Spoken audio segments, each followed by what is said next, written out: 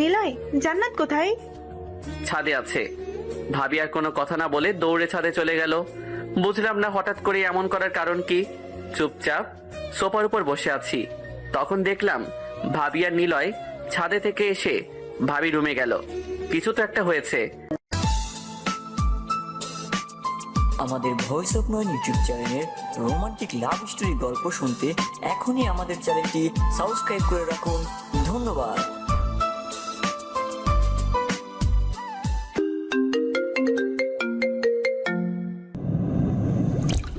না হলে এমন ভাবি কখনো করবে না, আর বসে দেখে লাভ হবে না।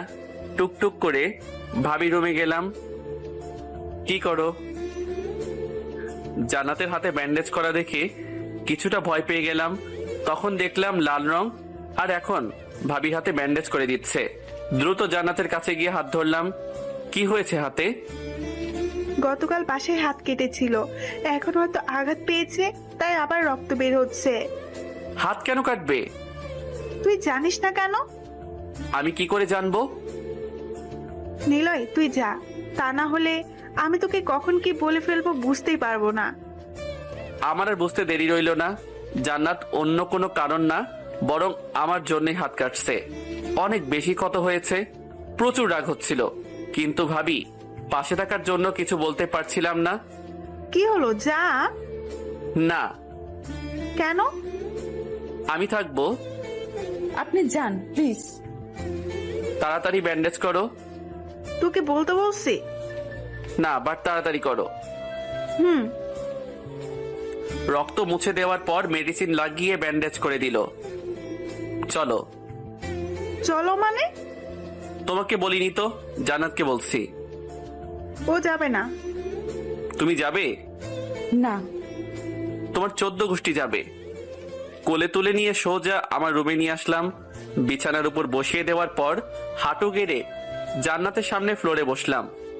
কেন এমন পাগলামি করছো শুনি? কি হলো বলো? এমনি করেছি, এসব আমাকে বলার কি দরকার? জান্নাত, আমার লাইফ অনেক বেশি ডেঞ্জার। এই লাইফে আসলে তোমাকেও ভয়ের মাঝে কাটাতে হবে। সব মানুষের সামনে ওইভাবে অপমান করেছো, তাই নিজেকে ঠিক রাখতে পারছিলাম না। তাই কাউকে কিছু না বলে বাসায় চলে আসছিলাম। হোস্টেলেও চলে যেতে চাইছিলাম, বাট ভাইয়া আগে থেকে টিসি নিয়ে এখানে সব করেছে। ভালো তো। তুমি সহজে বুঝবে না। উঠে গিয়ে রুমের দরজা বন্ধ করে দিয়ে আসলাম। এখন বলো কি সমস্যা? কারো কোনো সমস্যা না, আমাকে বাইরে যেতে হবে। এটা আমার বাসা, আমি যা বলবো সেটাই হবে। তাই কোনো কথা না বলে চুপ করে এখানে বসে থাকো। কেন শুনবো? আর একবার কোনো কথা বললে মেরে তক্তা বানিয়ে বাসায় পাঠিয়ে দেব। হাত কাটা ভালোবাসার পরিচয় না, ভালোবাসার মানুষকে আগলে রাখাই ভালোবাসা। আমাকে কিছু না বলে চুপ করে চোখের জল ফেলতে লাগলো। জান্নাতের কান্না কেন জানি এখন আর সহ্য করতে পারছিলাম না। বুকের বাম পাশে চিনচিন ব্যথা অনুভব করছিলাম। জান্নাতের পাশে বসে ওকে আমার দিকে ঘুরিয়ে নিলাম। আমি সরি, আসলে এই সময় তোমার গায়ে হাত তোলা আমার মোটেও ঠিক হয়নি। কিন্তু জানো তো, আমার মাথা ঠিক থাকে না। তুমি প্লিজ চুপ করো। আমি আপুর কাছে যাব। প্লিজ এমন করে না। আমি থাকতে আপুকে দিয়ে কি করবে শুনি? যা যা লাগবে আমাকে বলবে, আমি সব এনে দিব। জান্নাতকে শক্ত করে নিজের বাহু ধরে জড়িয়ে নিয়ে বললাম, ভালো লাগছে না। সরি বললাম তো। প্লিজ ছাড়ুন। তুমি কি চাও? আপুর কাছে যাব। আর কখনো আমার কাছে আসবে না তো? বলো, তুমি যেটা বলবে সেটাই হবে। বাট আজ তুমি যেটা ইগনোর করবে সেটা আর পাবে না। হয়তো রুমের বাইরে যাবে, নয়তো আমার কথা শুনবে। ডিসিশন তোমার। জান্নাতকে ছেড়ে দিয়ে কথাটা বলে জান্নাতের মুখের দিকে তাকিয়ে দেখলাম কিছু একটা ভাবছে। অনেকটা বিরক্তি প্রকাশ করছিল বটে, তাই আর বসে না থেকে রুমের দরজা খুলে দিয়ে বললাম, যাও। জান্নাত নিজেও এক মুহূর্ত দেরি না করে উঠে দাঁড়ালো। দরজা থেকে সরে এসে সোজা বেলকনিতে দাঁড়ালাম। হ্যাঁ, কষ্ট হচ্ছে, সেটাও জান্নাতের জন্য। জান্নাতকে মিশনে গিয়ে মনে পড়ে না, কারণ আমি চাই না জান্নাতকে মনে করে নিজেকে ভাবনার মাঝে তলিয়ে দেই। যখনই মনে পড়তো তখনই নিজের মনে বলতাম মিশন শেষ হলেই তো দেখা করতে পারবো। লুকিয়ে রাখা এসব কথা ভাবছি, তখনই পেছন থেকে হাত ধরে ঘুরিয়ে নিল। কুত্তা, তোর সাহস কি করে হয় আমাকে রুম থেকে বের করে দেয়ার? আমি বের করে দিয়েছি নাকি? তুমি নিজেই তো চলে যেতে চাইলে, মনে করো। বললেই করতে হবে? অনেক ভালোবাসি তাই। জানা আছে কত ভালোবাসিস, আর সাইফের সাথে অনেক ভালোই প্ল্যান করেছিলি আমাকে ভোলানোর জন্য। সাইফের সাথে এক হয়ে উল্টাপাল্টা কাজ করতি। হুম। কি ব্যালকনি থেকে সরে এদিকে আয়। ওকে। জান্নাতের সাথে সাথে বিছানার কাছে আসলাম। কান ধর। ওকে। তোর কান। কেন? উঠবস করবি তাই। আমার থেকে তোমার কান বেশি সফট, তাই তোমার কান ধরে উঠবস করি। তুই টিকটক চালাস? না তো। তাহলে এটা জানলি কি করে? কোনটা?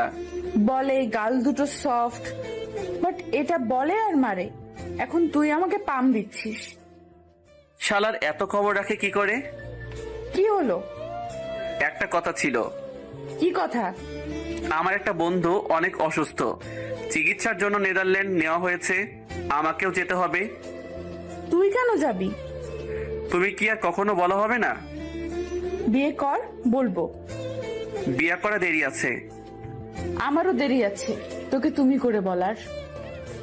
কি একটা প্যারা মাইরি, এতদিনই ভালো ছিলাম, কুর্তিটা আবার প্যারা দেওয়া শুরু করবে। গালি দেয়া হলে এখন কিছু বল। গালি দিতে যাব কেন? গালি দিস নাই?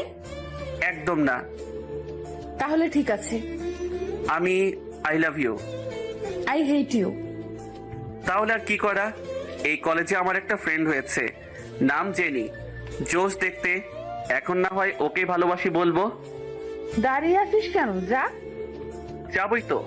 আশেপাশে কিছু একটা খুঁজতে লাগলো, বুঝলাম না কিছুই। হঠাৎ করে কুকুরের মতো কি খুঁজতে আসে। কি খুঁজো?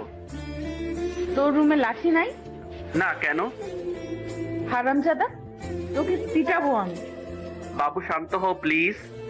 না, আমার কথা না শুনলে অনেক খারাপ কিছু করব, যেখান থেকে মানুষ ফিরে আসে না। চুপচাপ খাটের উপরে বস। কোনো কথা না বলে ধপাস করে বিছানার উপর বসতো। নাকটা বড় হয়েছে।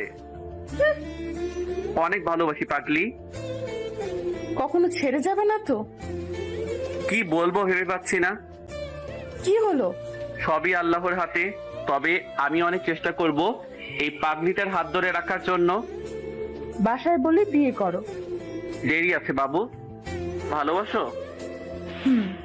তাহলে কোনো ভয় নেই, একটা সময় আসবে যখন আমি আর তুমি অনেক হ্যাপি হব। জান্নাতের কপালে ভালোবাসার পরশ ছুঁয়ে দিয়ে বললাম, এখন ভাবির কাছে যাও। না, এখানে থাকবো। ভাবি অন্য কিছু ভাববে। সব জানি, নতুন করে কি ভাববে শুনি? তুমি সব বলেছো। হ্যাঁ, তো কি হয়েছে? কিছুই না। আমি ঘুমাবো। ঠিক আছে ঘুমাও, আমি নিচেই আছি। কোনো দরকার নেই, এখন তুমিও আমার সাথে ঘুমাবে। আমার কোনো উপায় না পেয়ে জান্নাতকে জড়িয়ে নিয়ে ঘুমাতে হলো। এইভাবে আরো 3টে দিন চলে গেল। জান্নাতকে আগের মতো করে নিয়েছি, চাই না আমার জন্য ওর কোনো ক্ষতি হোক। এখন আর কলেজে গেলাম না, সবার সাথে সময় কাটাচ্ছি। কয়েকদিন পর চলে যাব, জানি না আবার কবে আসবো। আব্বু আম্মু ভাইয়া ভাবি বন্ধুরা আর সবশেষে জান্নাত, সবাইকে অনেক মিস করি। বাট যখন মিশনে যাই তখন মাথায় একটাই কথা থাকে, দেশদ্রোহীদের বন্দি করতে হবে। রুমে বসে এসে ভাবছি, তখন হুট করেই খেয়াল করলাম বাইরে থেকে রুম নক করছে। বসে না থেকে উঠে গিয়ে দরজা খুলে দিতেই জান্নাত ভিতরে এসে দরজা আটকিয়ে দিল। কি করছিলি? ভাবছিলাম। কি? হাতে সময় নেই। কিসের সময়? বাসায় থাকার, পরশু চলে যেতে হবে। জানি তুই আমাকে মিথ্যা বলছিস। তোর কোনো বন্ধুর কিচ্ছু হয়নি। বল না, কই যাবে আমাকে রেখে? আমাকে নিয়ে গেলে কি হবে? সত্যি বলছি, তুই যা বলবি আমি সেটাই শুনবো, একটা কথাও বলবো না, চুপ করে থাকবো। তবুও আমাকে সাথে করে নিয়ে যা প্লিজ। খুব মনোযোগী হয়ে জান্নাতের কথা শুনছিলাম। পাগলিটার কত শখ আমার সাথে যাবে। যদি এখন বলি কোনো মিশনে যাব, তখন আমাকে রেখেই পালাবে। কি হলো, কথা বলছিস না যে? হ্যাঁ বলো। আমাকে নিয়ে যা। সরি সোনা, আমি খুব তাড়াতাড়ি ফিরে আসবো, এসে সব বলবো। এখন বললে কি হবে? আমার ক্ষতি হবে। ঘোরা হবে। আন্টি ডাকছেন। কেন? ডিনার করার জন্য। চলো। এখানে পাপ্পি দে। যখন তুমি করে বলবে সেদিন দেবো অনেকগুলো। কখনো বলবো না। আমিও দেব না। তুই দিবি না মানে? তোর বাপ দাদা সবাই দিব। তাদেরকেই বলো। আমাকে কোনো উত্তর না দিয়ে কিছু একটা ভেবে কলার ছেড়ে দিয়ে ঢ্যাং ঢ্যাং করে রুম থেকে বের হয়ে গেল। আমিও আর না থেকে নিচে চলে আসলাম। এত সময় লাগে? তোমার বোন আসতে দিতে চাইছিল না। জান্নাত কি বলছে? না আপু, ও মিথ্যা বলছে। আর আমাকে তো অন্য একটা কথা বলছিল। আপু সত্যি, আমি ওকে কিচ্ছু বলিনি। আমি জানি কে কি রকম। জান্নাত, তুমি চিন্তা করো না, ও যেটাই বলুক না কেন, জানি ও মিথ্যাই বলবে। দেখলি আপু, তুই না থাকলেও আন্টি ঠিকই আমাকে সাপোর্ট করবে। হয়েছে হয়েছে, আর কথা বলতে হবে না, খেয়ে নাও। তারপর সবাই মিলে খাওয়া শুরু করলাম। তবে বারবার ভাইয়া আর চোখে দেখছিল, হয়তো কিছু একটা বলবে। ইশারা করে বোঝালাম, কিছু বলবি? প্রতি উত্তরে ভাইয়া মাথা ঝাঁকিয়ে না উত্তর দিল। আর কিছু না ভেবে খাওয়া শেষ করে রুমে চলে আসলাম। শুয়ে শুয়ে ফোনে ম্যাপ দেখছি, তখন দরজা নক করা শব্দ পেয়ে উঠে গিয়ে দরজা খুলে দিতেই দেখি ভাইয়া। ভাইয়ার সাথে বিছানার উপর বসে বললাম, কিছু বলবি? যাচ্ছিস কবে? পরশু ভোরবেলা। আর আসবি কবে? মিশন শেষ করে।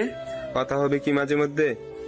তুই জানিস মিশনে গিয়ে কোনো সৈন্য আপনজনদের সাথে কথা বলে না, আর আমি তো সেখানে একজন ক্যাপ। দুজন কথা বলছি, হঠাৎ করে জান্নাতের কথা শুনে ভাইয়া জান্নাতের দিকে তাকালো। ওই কুত্তা, শুধুমাত্র একটা কিস চেয়েছিলাম, দিস নাই, আবার নিচে গিয়ে উল্টাপাল্টা কথা বল। তুমি এখানে? দুলা ভাই আপনি এখানে কেন? আড্ডা দিতে আসছিলাম। তাহলে এসব বকা দিলে কাকে? আমার একটা শত্রুর কথা মনে হতেই। বুঝতে পারছি, নিলয় তারা কথা বল, কাল তোর সাথে আলাদা কথা হবে। ঠিক আছে। ভাইয়া এটুকু বলে চলে গেল। ভাইয়ার সামনে এসব বলতে লজ্জা করে না? আরে আমি কি জেনে আছি দুলা ভাই আর তুই একসাথে আসো? চোখ নেই তোমার? না নেই। ভালো, এখন যাও, আমাকে ঘুমাতে দাও। সেটা কি করে হয়? আমিও ঘুমাবো এখানে। পাগল নাকি? কেউ দেখে ফেললে খারাপ ভাববে। আমি সেসব কিচ্ছু জানি না। প্লিজ অন্য রুমে যাও। তুই আমার সাথে এখন ঘুমাবি কিনা বল। না। তাহলে আর কি, রুমে গিয়ে আবার হাত কাটবো? মেজাজটাই একদম খারাপ করে দিল। রাগ কন্ট্রোল করতে না পেরে ঠাস করে মেরে দিলাম। তুই মারলি কেন? সরি বাবু, তুমি ওসব কথা বলতে মেজাজ খারাপ হয়ে যায়, তাই মেরে দিয়েছি। সরি। সরির গুষ্টি। রুমে গিয়ে ঘুমাও। এখানেই ঘুমাবো, আর সাথে তোকে নিয়ে। দেখো জান্নাত, তোকেই দেখছি। চাও না? চল কুত্তা। ধাক্কা দিয়ে বিছানার উপর ফেলে দিয়ে আমাকে শক্ত করে জড়িয়ে ধরলো। জান্নাত প্লিজ রুমে যাও। চুপ থাক শালা, এখন আমরা বাসর করব। নাউজুবিল্লাহ, বিয়ের আগে এসব করলে আল্লাহ পাপ দেয়। ওলে আমার ভালো মানুষ রে, চেনা আছে তোকে। ভালোই তো। এদিকে দেখ। কি? অনেক ভালোবাসি তোকে। ভালোবাসি টু পাগলি। আমাকে নিয়ে ঘুমাতে তোর খারাপ লাগছে তাই না? কখন বললাম? তাহলে জড়িয়ে নিচ্ছ না কেন? নাকি আমি খারাপ বলে? এত ইমোশনাল হওয়ার কি দরকার আছে? এখনই ধরছি। জান্নাতকে শক্ত করে ধরতেই পাগলি বুকের মাঝে মাথা লুকিয়ে চুপ করে রইল। মাথায় একটা চুমু দিতেই জান্নাত বলল, আর একটা এখানে। কোনো দরকার নেই। আমার দরকার আছে। একদম না। আমার কথার কোনো জবাব না দিয়ে দুজনের ঠোঁট এক করে নিল। কিছু সময় এভাবে চলার পর জান্নাতকে রেখে দাঁড়িয়ে গেলাম। কি হলো? তুমি ঘুমাও, আমি অন্য রুমে আছি। তুই ঘুমাবি কিনা বল। না। তোর বাপ ঘুমাবে শালা। জোর করে টানতে টানতে বিছানার উপর নিয়ে গিয়ে ঘুমানোর জন্য বলল। অনেকটা বাধ্য হয়েই ঘুমাতে হলো। অনেকটা সময় শুয়ে থাকার পর লক্ষ্য করলাম জান্নাত ঘুমিয়ে গেছে। মায়াবী মুখটা আবারও খুব কাছে থেকে দেখতে পাচ্ছি। গালের উপর হাত দিয়ে স্পর্শ করতেই হালকা নড়ে উঠল। কপালে একটা চুমু দিয়ে শক্ত করে জড়িয়ে নিয়ে ঘুমিয়ে গেলাম। পরের দিন কোনো রকমে পার করে রাত 3টার সময় তৈরি হলাম। আব্বু সাইদকে মারা এবং দেশকে রক্ষা করার জন্য যেতেই হবে। রুম থেকে কিছু জিনিস ব্যাগে তুলে বাইরে তাকালাম। না, বাইরে কেউ নেই। এটাই সুযোগ বাসা থেকে বের হওয়ার। কাঁধে ব্যাগ আর হাতে জুতা নিয়ে আস্তে আস্তে বাসার বাইরে চলে আসলাম। খুব দ্রুত জুতা পরে রওনা দিব, তখনই পেছন থেকে শুনলাম, সাবধানে যাস। এত রাতে? অপেক্ষায় ছিলাম। সবার খেয়াল রাখিস আর জান্নাত যেন পাগলামি না করে। খেয়াল রাখিস ভাই। আল্লাহ হাফেজ। আর পিছে ফিরলাম না। একটা মায়া সবার সাথে থাকতে বলে, কিন্তু সেটা সম্ভব না। দৌড়ে বাস স্টপে চলে আসলাম। Captain come on. গো নাও। চলো এখন। এক মুহূর্ত দেরি না করে গাড়ি স্টার্ট করা হলো। আগে থেকে প্ল্যান করা ছিল আমায় এভাবে নিয়ে যাওয়া হবে, বাট কোনো নির্দিষ্ট টাইম ছিল না। কি অবস্থা ক্যাপ? গুড। তোমাদের কি অবস্থা? All good. আর আবরাম কখন আসা হয়েছিল? একটাই আসছিলাম। অনেকদিন পর আবারও টিমমেটদের সাথে মিলে ভালো লাগলো। সবাই টুকটাক কথা বলছিলাম। আর হ্যাঁ, আবরাম নিজেও আর্মিতে আছে। যদিও ওর কোনো প্ল্যান বা ইচ্ছা আর্মিতে ছিল না, বাট ওকে টিমের কথা বলাতেই রাজি হয়ে যায়। গত মিশন মানে আন্ডারডগকে মারার সময়টাই আবরামের প্রথম মিশন ছিল, বাট তার আগে তাকে অনেক প্রশিক্ষণ দেওয়া হয়েছে। সবাই মিলে কথা বলতে বলতে ক্যাম্পে চলে আসলাম। ক্যাম্পে এসে প্রথমেই ড্রেস পরে নিলাম। ক্যাপ, হ্যাঁ তুই বলো। এখন আর সময় নেই, কিছু সময় পর মেজর আসবে। এত ভোরবেলা? হ্যাঁ, অন্যরা কোথায়? সবাই প্রস্তুত হচ্ছে। Give me 3 minutes. Okay. Ifti তাম্বুরের বাইরে যেতে যতটা দ্রুত সম্ভব সবকিছু গুছিয়ে নিয়ে বাইরে আসলাম। টিমমেটদের সবাইকে একসাথে দেখে এক চিলতে হেসে বললাম, উই অলরেডি বয়েস। Yes captain. ক্যাপ মেজর যেতে বলছে। হ্যাঁ চলো। সেখানে আর দাঁড়িয়ে না থেকে সবাই মিলে মেজর স্যারের কাছে আসলাম। Welcome back captain. Thank you sir. চলো কর্নেলের কাছে। জি স্যার। মেজর স্যারের সাথে কর্নেল কাছে যেতে লাগলাম। কেমন কাটলো দিন? এই তো স্যার। পরিবার থেকে কিছু বলেনি বিয়ের দিন হুট করে হারিয়ে যাওয়ার জন্য? কম বেশি সবাই বলেছে, বাট স্যার ওটাই আমার জন্য একদম সঠিক সময় ছিল। জান্নাত কিন্তু অপমান করে, ভালোই করে। কত সুন্দর একটা উপায় পেয়ে যাও। সাথে থাকলে বুঝতেন স্যার। আর তোমাদের কি অবস্থা? বেকার বলে গার্লফ্রেন্ড গত পরশু ছেড়ে গিয়েছিল। বললে পারতে। বলার আগেই কল দিয়ে বললো তাড়াতাড়ি জব খুঁজতে।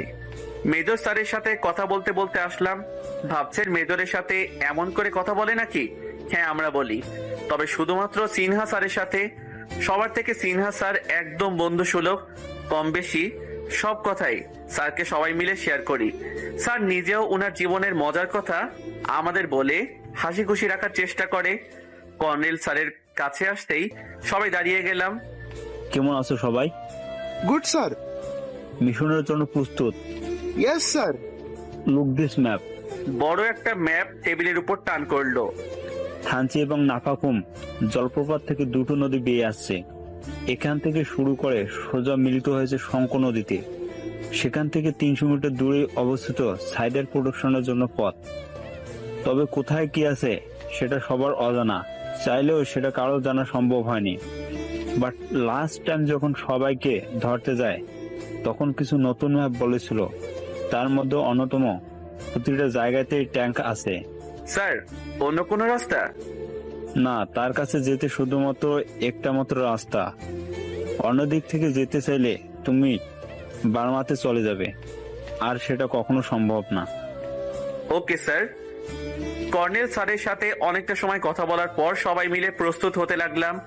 প্রয়োজনীয় সকল কিছু গুছিয়ে রেখে কিছু সময় প্র্যাকটিস করার পর রেস্ট নিলাম। এইভাবে একটা মাস পুনরায় প্রশিক্ষণ নিলাম। লাইফের সব থেকে ডেঞ্জারাস কিছু করতে যাচ্ছি, সময় তো অবশ্যই লাগবে। সন্ধ্যার সময় ক্যাপ মেজর ডেকেছেন? যাচ্ছি। স্যারের কেবিনে আসাতেই দেখলাম ফোনে কথা বলছে। স্যার, ক্যাপ্টেন নিলয় এসেছে, কথা বলুন। জেনারেল স্যার, কথা বলো। Okay sir. সব রকম হেল্প পাবে, আর শঙ্খ থেকে তুমি কারো হেল্প পেতে পারো, যদিও সেটা শুধুমাত্র তার উপর নির্ভর করবে। কে sir? Osman. Okay sir. Best of luck boys. Thank you sir. বেরিয়ে পড়ো।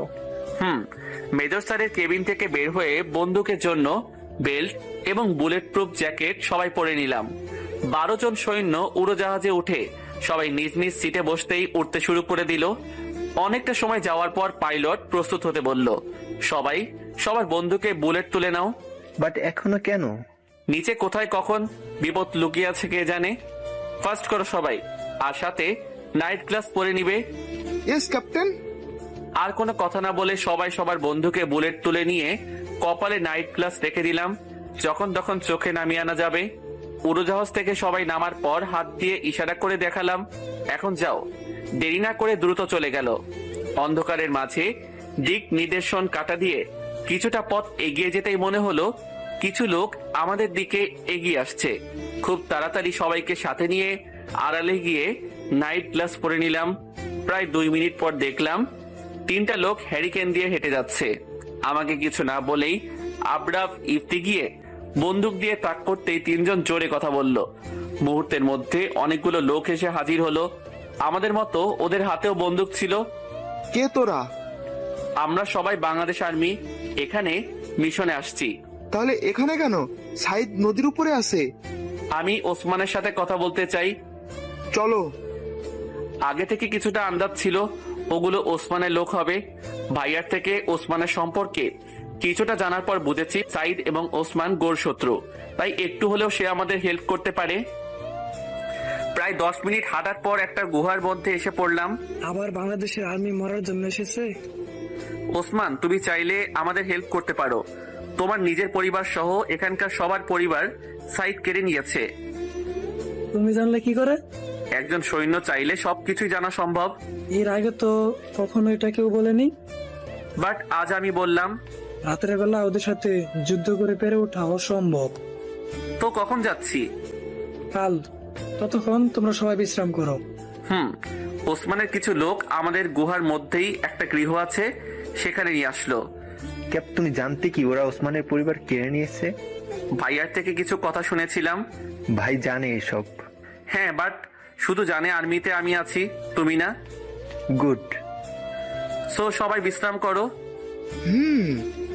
আর কোনো কথা না বাড়িয়ে সবাই সবার পজিশন মতো বসে আছে। আবার কেউ শুয়ে। গৃহ থেকে বের হয়ে ওসমানের কাছে এসে অনেক রাত অবধি কথা বলার সবাই ঘুমিয়ে গেলাম। পরের দিন মিশন 1। এই আর্মি বাহিনী, সবাই রেডি হয়েছো? আমরা তোমার মতো না, রেডি হতে 20 মিনিট সময় ব্যয় করব। তুই বেশি কথা বলিস। কিছুই তো বলিনি। হেই স্টপ। ওসমান, তুমি যে গতকাল ম্যাপ দেখালে সেই অনুযায়ী কি যেতে হবে? হ্যাঁ ক্যাপ, আমার মনে হয় মিশনে এই সময় যাওয়া ঠিক হবে। দিনের বেলা সবাই অ্যালার্ট। বাট রাতের থেকে এখন উপযুক্ত সময়। কিভাবে? গেলেই বুঝতে পারবে। সবাই মিলে ওসমানের নৌযানে শঙ্খ নদী পার হয়ে উপরে গেলাম। রাতে ওসমানের সাথে থেকে এই পারে সব ম্যাপ দেখেছি। আমার মনে হচ্ছিল উঁচু স্থান থেকে তাকে আক্রমণ করলে ভালো হবে। আমাদের ভাগ হতে হবে। কয়টা গ্রুপ? 4টা। এক্সাম্পল? 3 জন করে ভাগ হয়ে লুকিয়ে লুকিয়ে দেখতে হবে। যখন আমি বলবো তখন সবাই আমার কাছে চলে আসবে। Yes captain. আমাকে না বলে একজনও ফায়ারিং করবে না। ওকে। গো। 12 জন সৈন্য ভাগ হয়ে গেল। আমি, মাহি আর পাল মিলে ওসমান এবং তার দলের সাথে এগিয়ে যেতে লাগলাম। কিছু সময় যাওয়ার পর ওসমান আমাদের থামতে বলল। কোনো সমস্যা? সামনে কিছু পাহারাদার। সবাই অ্যাক্টিভ থাকো, সামনে প্রোটেকশনার আছে। কানা থাকা ইয়ারফোন দিয়ে অন্য 3টা গ্রুপকে বললাম। ওকে ক্যাপ্টেন। সামনের দিকে এগিয়ে যেতেই ওসমান ফায়ারিং শুরু করে দিল। আচমকা এমন করবে ভাবতেই পারিনি। শত্রুদের 2 জন মারা যেতেই পাল্টা ফায়ারিং শুরু করলো। কোনো উপায় না পেয়ে সবাই লুকাতে বাধ্য হলাম। উঁচু ঢিলার পিছনে থেকে বললাম, ওসমান এসব কেন? ওদের দেখে আমার রাগ কন্ট্রোলে থাকে না। তাই বলে এমন? হ্যাঁ। বয়েস, সবাই বন্দুকের সাথে সাইলেন্ট স্লাইড লাগাও। ক্যাপ, ওরা কি আক্রমণ করেছে তোমাদের? হ্যাঁ, যেটা বললাম সেটা করো। ওকে ক্যাপ্টেন। কান থেকে হাত সরিয়ে সবাইকে ইশারা করে বললাম ফায়ার করতে। এক মুহূর্ত দেরি না করে সবাই ফায়ার শুরু করে দিল। যখন দেখলাম জঙ্গি দল একজোট হয়েছে, তখনই গ্রেনেড বের করে ছুড়ে দিতেই সব শান্ত হয়ে গেল। সবাই যেন একটা হাত ছেড়ে বাঁচল। লক্ষ্য করে দেখলাম ওসমানের দলের মধ্যে কেউ কেউ গুরুতর আঘাত পেয়েছে। তোমরা ফিরে যাও। ঠিক আছে। ওসমানের কথাতে আঘাত পাওয়া ব্যক্তিদের সাথে আলাদা করে আরো দুজন চলে গেল। সামনের দিকে এগিয়ে গিয়ে গ্রুপের সাথে মিলিত হলাম। কিছু পেলে? না, বাট কয়জনকে পালিয়ে যেতে দেখেছিলাম, তাই কোনো উপায় না পেয়ে ফায়ার করেছি। ভালো করেছিস, তা না হলে সাহিদ জেনে যেত। হয়তো খুব তাড়াতাড়ি জেনেও গেছে। সামনে যাওয়া যাক। সবাই মিলে আস্তে আস্তে এগিয়ে যেতে লাগলাম। এখানে পায়ে পায়ে বিপদ, কখন কি হয়ে যায় সব অনিশ্চিত। খানিকটা পথ যাওয়ার পর ওসমান আমাদের সবাইকে উদ্দেশ্য করে বলল, আর একটু সামনে গেলে বোঝা যাবে আমরা পাহাড়ের উপরে আছি। কিন্তু সাইদ যদি আমাদের এই অবস্থায় দেখে ফেলে, তাহলে ট্যাঙ্ক দিয়ে হামলা করবে। সেটার জন্য অন্য কিছু আছে। ক্যাপ, ওদের আসতে বলো। সামনের দিকে যেতে যেতে পাইলটকে নক দিলাম। কোথায় তোমরা? তোমার থেকে 1 মাইল দূরে অবস্থান করছি। চলে আসো। নেটওয়ার্ক ব্যস্ত অন করো। কাইপ টাওয়ার বানাও। ওকে। আরো একটু এগিয়ে গিয়ে ওসমানের কথার মান বুঝলাম। যেটা বলেছিল সেই রকমই। আমাদের কোনো কথা না বলে আগের বারের মতো এখনো ওসমান এবং ওর দলের সব মেম্বার ফায়ারিং শুরু করলো। মেজাজটা এত পরিমাণে খারাপ হচ্ছিল যা বলে শেষ করে বোঝানো যাবে না। ওসমান, এটা কি করলি? অলোক, তোমরা রেডি? হ্যাঁ, তোমাদের বলছি 100 মিটার সামনে এগিয়ে গিয়ে গ্রেনেড মারো। ওকে ক্যাপ্টেন। জঙ্গিদের বিপরীতে আমরা নিজেরা গুলি করেছিলাম। সামনের দিকে এগিয়ে গিয়ে আড়াল থেকে কয়েকটা শুট করে হেড কিল করি। সামনের দিকে এগিয়ে যাওয়ার আগেই উপর থেকে গ্রেনেড পড়তে শুরু করলো। আবু সাইদ হয়তো ভাবতেই পারেনি এমনটা হবে। অল্প একটু সময়ের মাঝেই সবকিছু তছনছ হয়ে গেল। আড়াল থেকে বের হয়ে সামনের দিকে যেতেই বুলেট এসে শরীরে লাগতেই আবারও আড়ালে চলে গেলাম। বুলেট প্রুফ বেলটা পরার জন্য কিছু হয়নি। আড়াল থেকে জঙ্গি দুটোকে মেরে অলোককে নক দিলাম। অলোক, কোথায় তোমরা? চলে আসছি। এত তাড়াতাড়ি যাওয়ার মানে কি? Sorry cap. আবার গ্রেনেড মারো এসে? Sorry cap. আড়াল থেকে বের হয়ে পিছুপা হয়ে টিমের কাছে চলে আসলাম। আমাদের ফিরে যেতে হবে। But cap. কোনো কিন্তু না আমিন, উই মাস্ট গো। ওকে। ওসমান, তুইও চল। সবাই মিলে ফিরে আসলাম, সেটাও মিশন ফেল হয়ে। ওসমানের গুহাতে এসে বেল্ট খুলে পাগলের কাছে গেলাম। তুই মিশন সম্পর্কে কিছু জানিস? তোর জন্য প্রথমে ব্যর্থ হতে হলো। আমাকে জ্ঞান দিতে বলছে কে তোকে? ওসমান, এটা আমাদের একটা ড্রিম ছিল, যা তুই ভেঙে দিয়েছিস। তুই আর্মি ক্যাপ্টেন? দেখে তো মনে হয় একদম বাচ্চা। মিশনে প্রথমবারই সফল হতে হবে, এটা কোথায় লেখা আছে? ওসমান, আবু সাইদ আমাদের বারবার সুযোগ দিবে না। সুযোগ করে নিতে হবে। প্রয়োজন হলে আমি নিজেই সে সুযোগ করে দিব। কি বলতে চাইছিস? এবারই আমার শেষ চেষ্টা। প্রয়োজনে প্রাণ দিয়ে দিব, তবুও পিছু হাঁটবো না। ওসমান, তুই একটা পাগল। সাইদ আমাকে পাগল করেছে। তুই জানিস না আমরা কতটা সুখী ছিলাম, কতটা সুন্দর ছিল আমাদের জীবন। আমার চোখের সামনে আমার স্ত্রী কন্যা সন্তানদের নির্মমভাবে হত্যা চালায়। তখন ওর কাছে ভিক্ষা চেয়েছিলাম, আমার স্ত্রী সন্তানের প্রাণ। কিন্তু সাইদ আমার কোনো কথা শুনেনি। আমার চোখের সামনে আমার স্ত্রীর কপালে গুলি করে, তবুও বলেছিলাম আমার সন্তানদের অন্তত ছেড়ে দে, কিন্তু সেটাও করেনি। ট্যাঙ্কের নিচে রেখে আমার দুটো কলিজার টুকরা মেয়েকে মেরে ফেলে। সেদিন থেকে ভেবে নিয়েছিলাম আমার জীবন যতদিন থাকবে ততদিন শুধু আবু সাইদকে মারার জন্য চেষ্টা করব। নিজের প্রাণের বিনিময়ে হলেও ওর মাথায় এই বুলেট ঢুকাবো। ওসমানের কথা শুনতে শুনতে লক্ষ্য করলাম আশেপাশে সবাই গোল হয়ে বসে ওসমানের কথা শুনছে। শুধু কথাই না, তাদের কিছু চোখে জল, আবার কিছু চোখে ক্রোধ খুব ভয়ানক ভাবে প্রকাশ হচ্ছিল। তাদের প্রতিটা চোখ যেন সাইদকে খুন করার পরিকল্পনা করতে ব্যস্ত আছে। অনেকেই মিশনে গিয়ে ইনজুরিতে পড়েছে, তবুও তাদের ভিতরে থাকা ক্রোধ ক্রমশ বাড়তে আছে। নিজেও চুপ করে থেকে আছি, কি বলবো ভেবে পাচ্ছি না। তোর কি মনে হয় ওরা আমার গোলাম? না, এরা আমার গোলাম না। এখানে যারা আছে সবাই তাদের পরিবারকে হারিয়ে আজ নিঃস্ব। শুধুমাত্র প্রতিশোধ নেওয়ার জন্য আমরা সবাই জুট হয়েছি। আর ইনশাল্লাহ আমরা একদিন ঠিকই সফল হব। বেঁচে থাকার শেষ সময় অবধি যুদ্ধ করব ধ্বংস করার জন্য। যুদ্ধ করব ধ্বংস করার জন্য, প্রতিশোধ নিব হারানোর জন্য। শুনতে পেলি? হুম। যাও, সবাই বিশ্রাম করো। সবাই উঠে চলে গেল। শুধু একবার না, অনেকবার চেষ্টা করার পরেও কেউ সফল হয় না। তুই আমাদের দেখ, 10 বছরে কতবার চেষ্টা করেছি আমার নিজেরই মনে নেই। তুই তো শিক্ষিত, তাই না? তাহলে তো এটা জানার কথা। রবার্ট ক্রুজ এবং মাকড়সা, জানি। সে নিজেও কিন্তু প্রথমবার সফল হয়নি। রাইট। ওসমানের সাথে কিছু সময় কথা বলার পর বলল, পরশু আমরা মিশনে যাচ্ছি। না, এটা করলে অনেক ক্ষতি হবে। কেন? আমি শিওর না, বাট মনে হয় সাইদকে বার্মা থেকে সাহায্য করা হচ্ছে। এতক্ষণে হয়তো বার্মায় থাকা তার সব ব্যক্তিদের কাছে খবর পৌঁছে গেছে। তারাও চুপ করে বসে থাকবে না, নিশ্চয়ই তাকে উপযুক্ত হেল্প করেছেন। তাহলে অন্য একটা সুযোগের আশাতে থাকতে হবে। তাহলে এখন কি? প্রশিক্ষণ, সেটাও অনেক কঠোর করে। দেখতে দেখতে অনেক দিন চলে গেল। বাংলাদেশ আর্মি থেকে উপযুক্ত পরিমাণে প্রশিক্ষণের জন্য অস্ত্র পাঠানো হয়েছে গতকাল। যতদিন না অবধি সবাই সুস্থ হয়ে উঠছে, ততদিন মিশনে যাওয়া কোনোভাবে সম্ভব না। গুহার এক কোণে বসে এসব ভাবছি, তখনই একটা ছেলে আসলো। বয়স খুব বেশি হবে না, 10-12। Hi sir. হাই জুনিয়র, নাম কি তোমার? আকাশ। আপনার? নিলয়। স্যার, আপনি আর্মি? Army captain. স্যার, একটা কথা বলি। হ্যাঁ, বলো। আপনার আর্মি জীবন আমাকে শোনাবেন প্লিজ? তার আগে বলো, তুমি এখানে কেন? আগে তো দেখিনি কখনো। ওসমান চাচার ছোট ভাইয়ের ছেলে আমি। শুনেছি আব্বু আম্মুকে আবু সাইদ নামের কেউ একজন মারাতে চাচা আমাকে নিয়ে পালিয়ে যায়। আর তখন থেকেই আমি একটা মক্তবে পড়াশোনা করি। দুজন কথা বলছি, তখন কম বেশি অনেকে আমাদের কাছে আসলো। কি কথা হচ্ছে ক্যাপ্টেন? স্যার কি করে তার জীবনে ক্যাপ্টেন হয়েছে সেটা জানতে চাইছি, কিন্তু স্যার এটা বলতে নারাজ। আরে বললে কি সমস্যা? সমস্যা না, বাট। কেন বাট না ক্যাপ্টেন?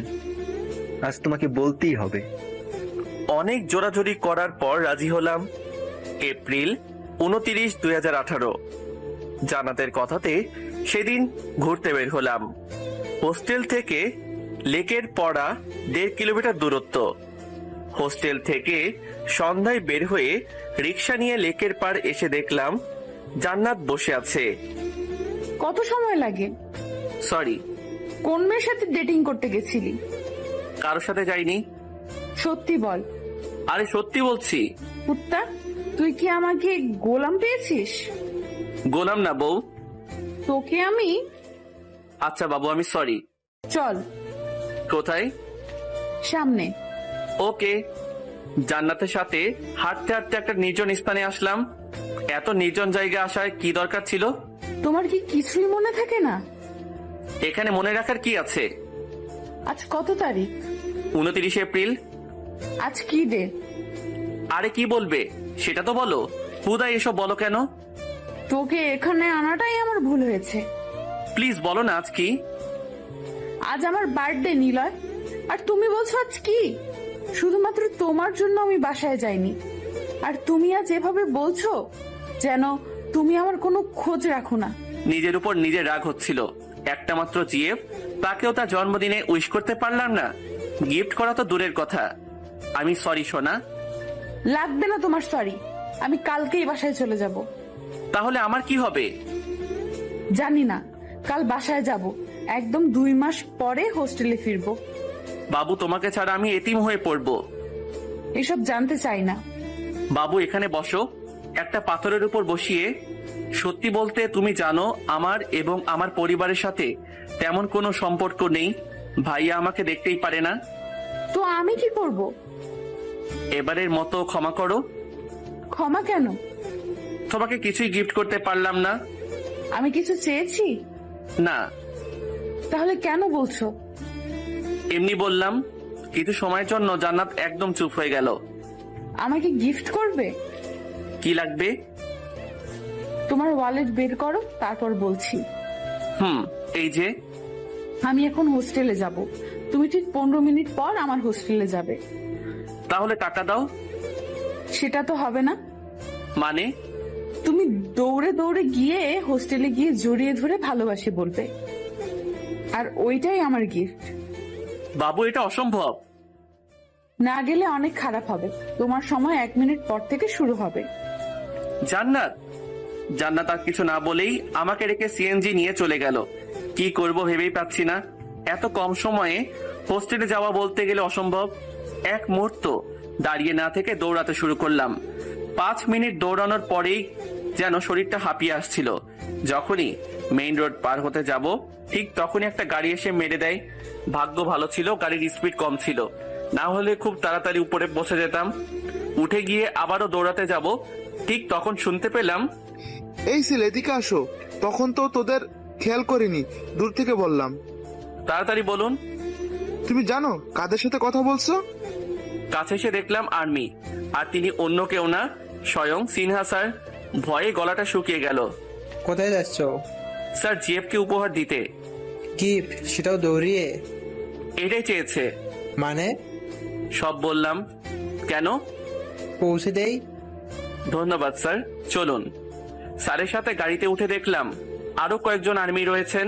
ঠিকানা বলো। Girls hostel 3/1। নাম কি তোমার? নিলয়। দৌড়ানোর ক্ষমতা আছে? কলেজের মধ্যে টপার। শুধু কি এটাই নাকি আরো কিছু পারো? সাঁতারেও দক্ষতা আছে। এটা নাও। স্যার, এটা স্ত্রীর জন্য নিয়ে যাচ্ছিলাম, তার চেয়ে বরং স্ত্রীর জন্য তোমার এবং তোমার জিএফ এর গল্প সাথে নিয়ে যাব।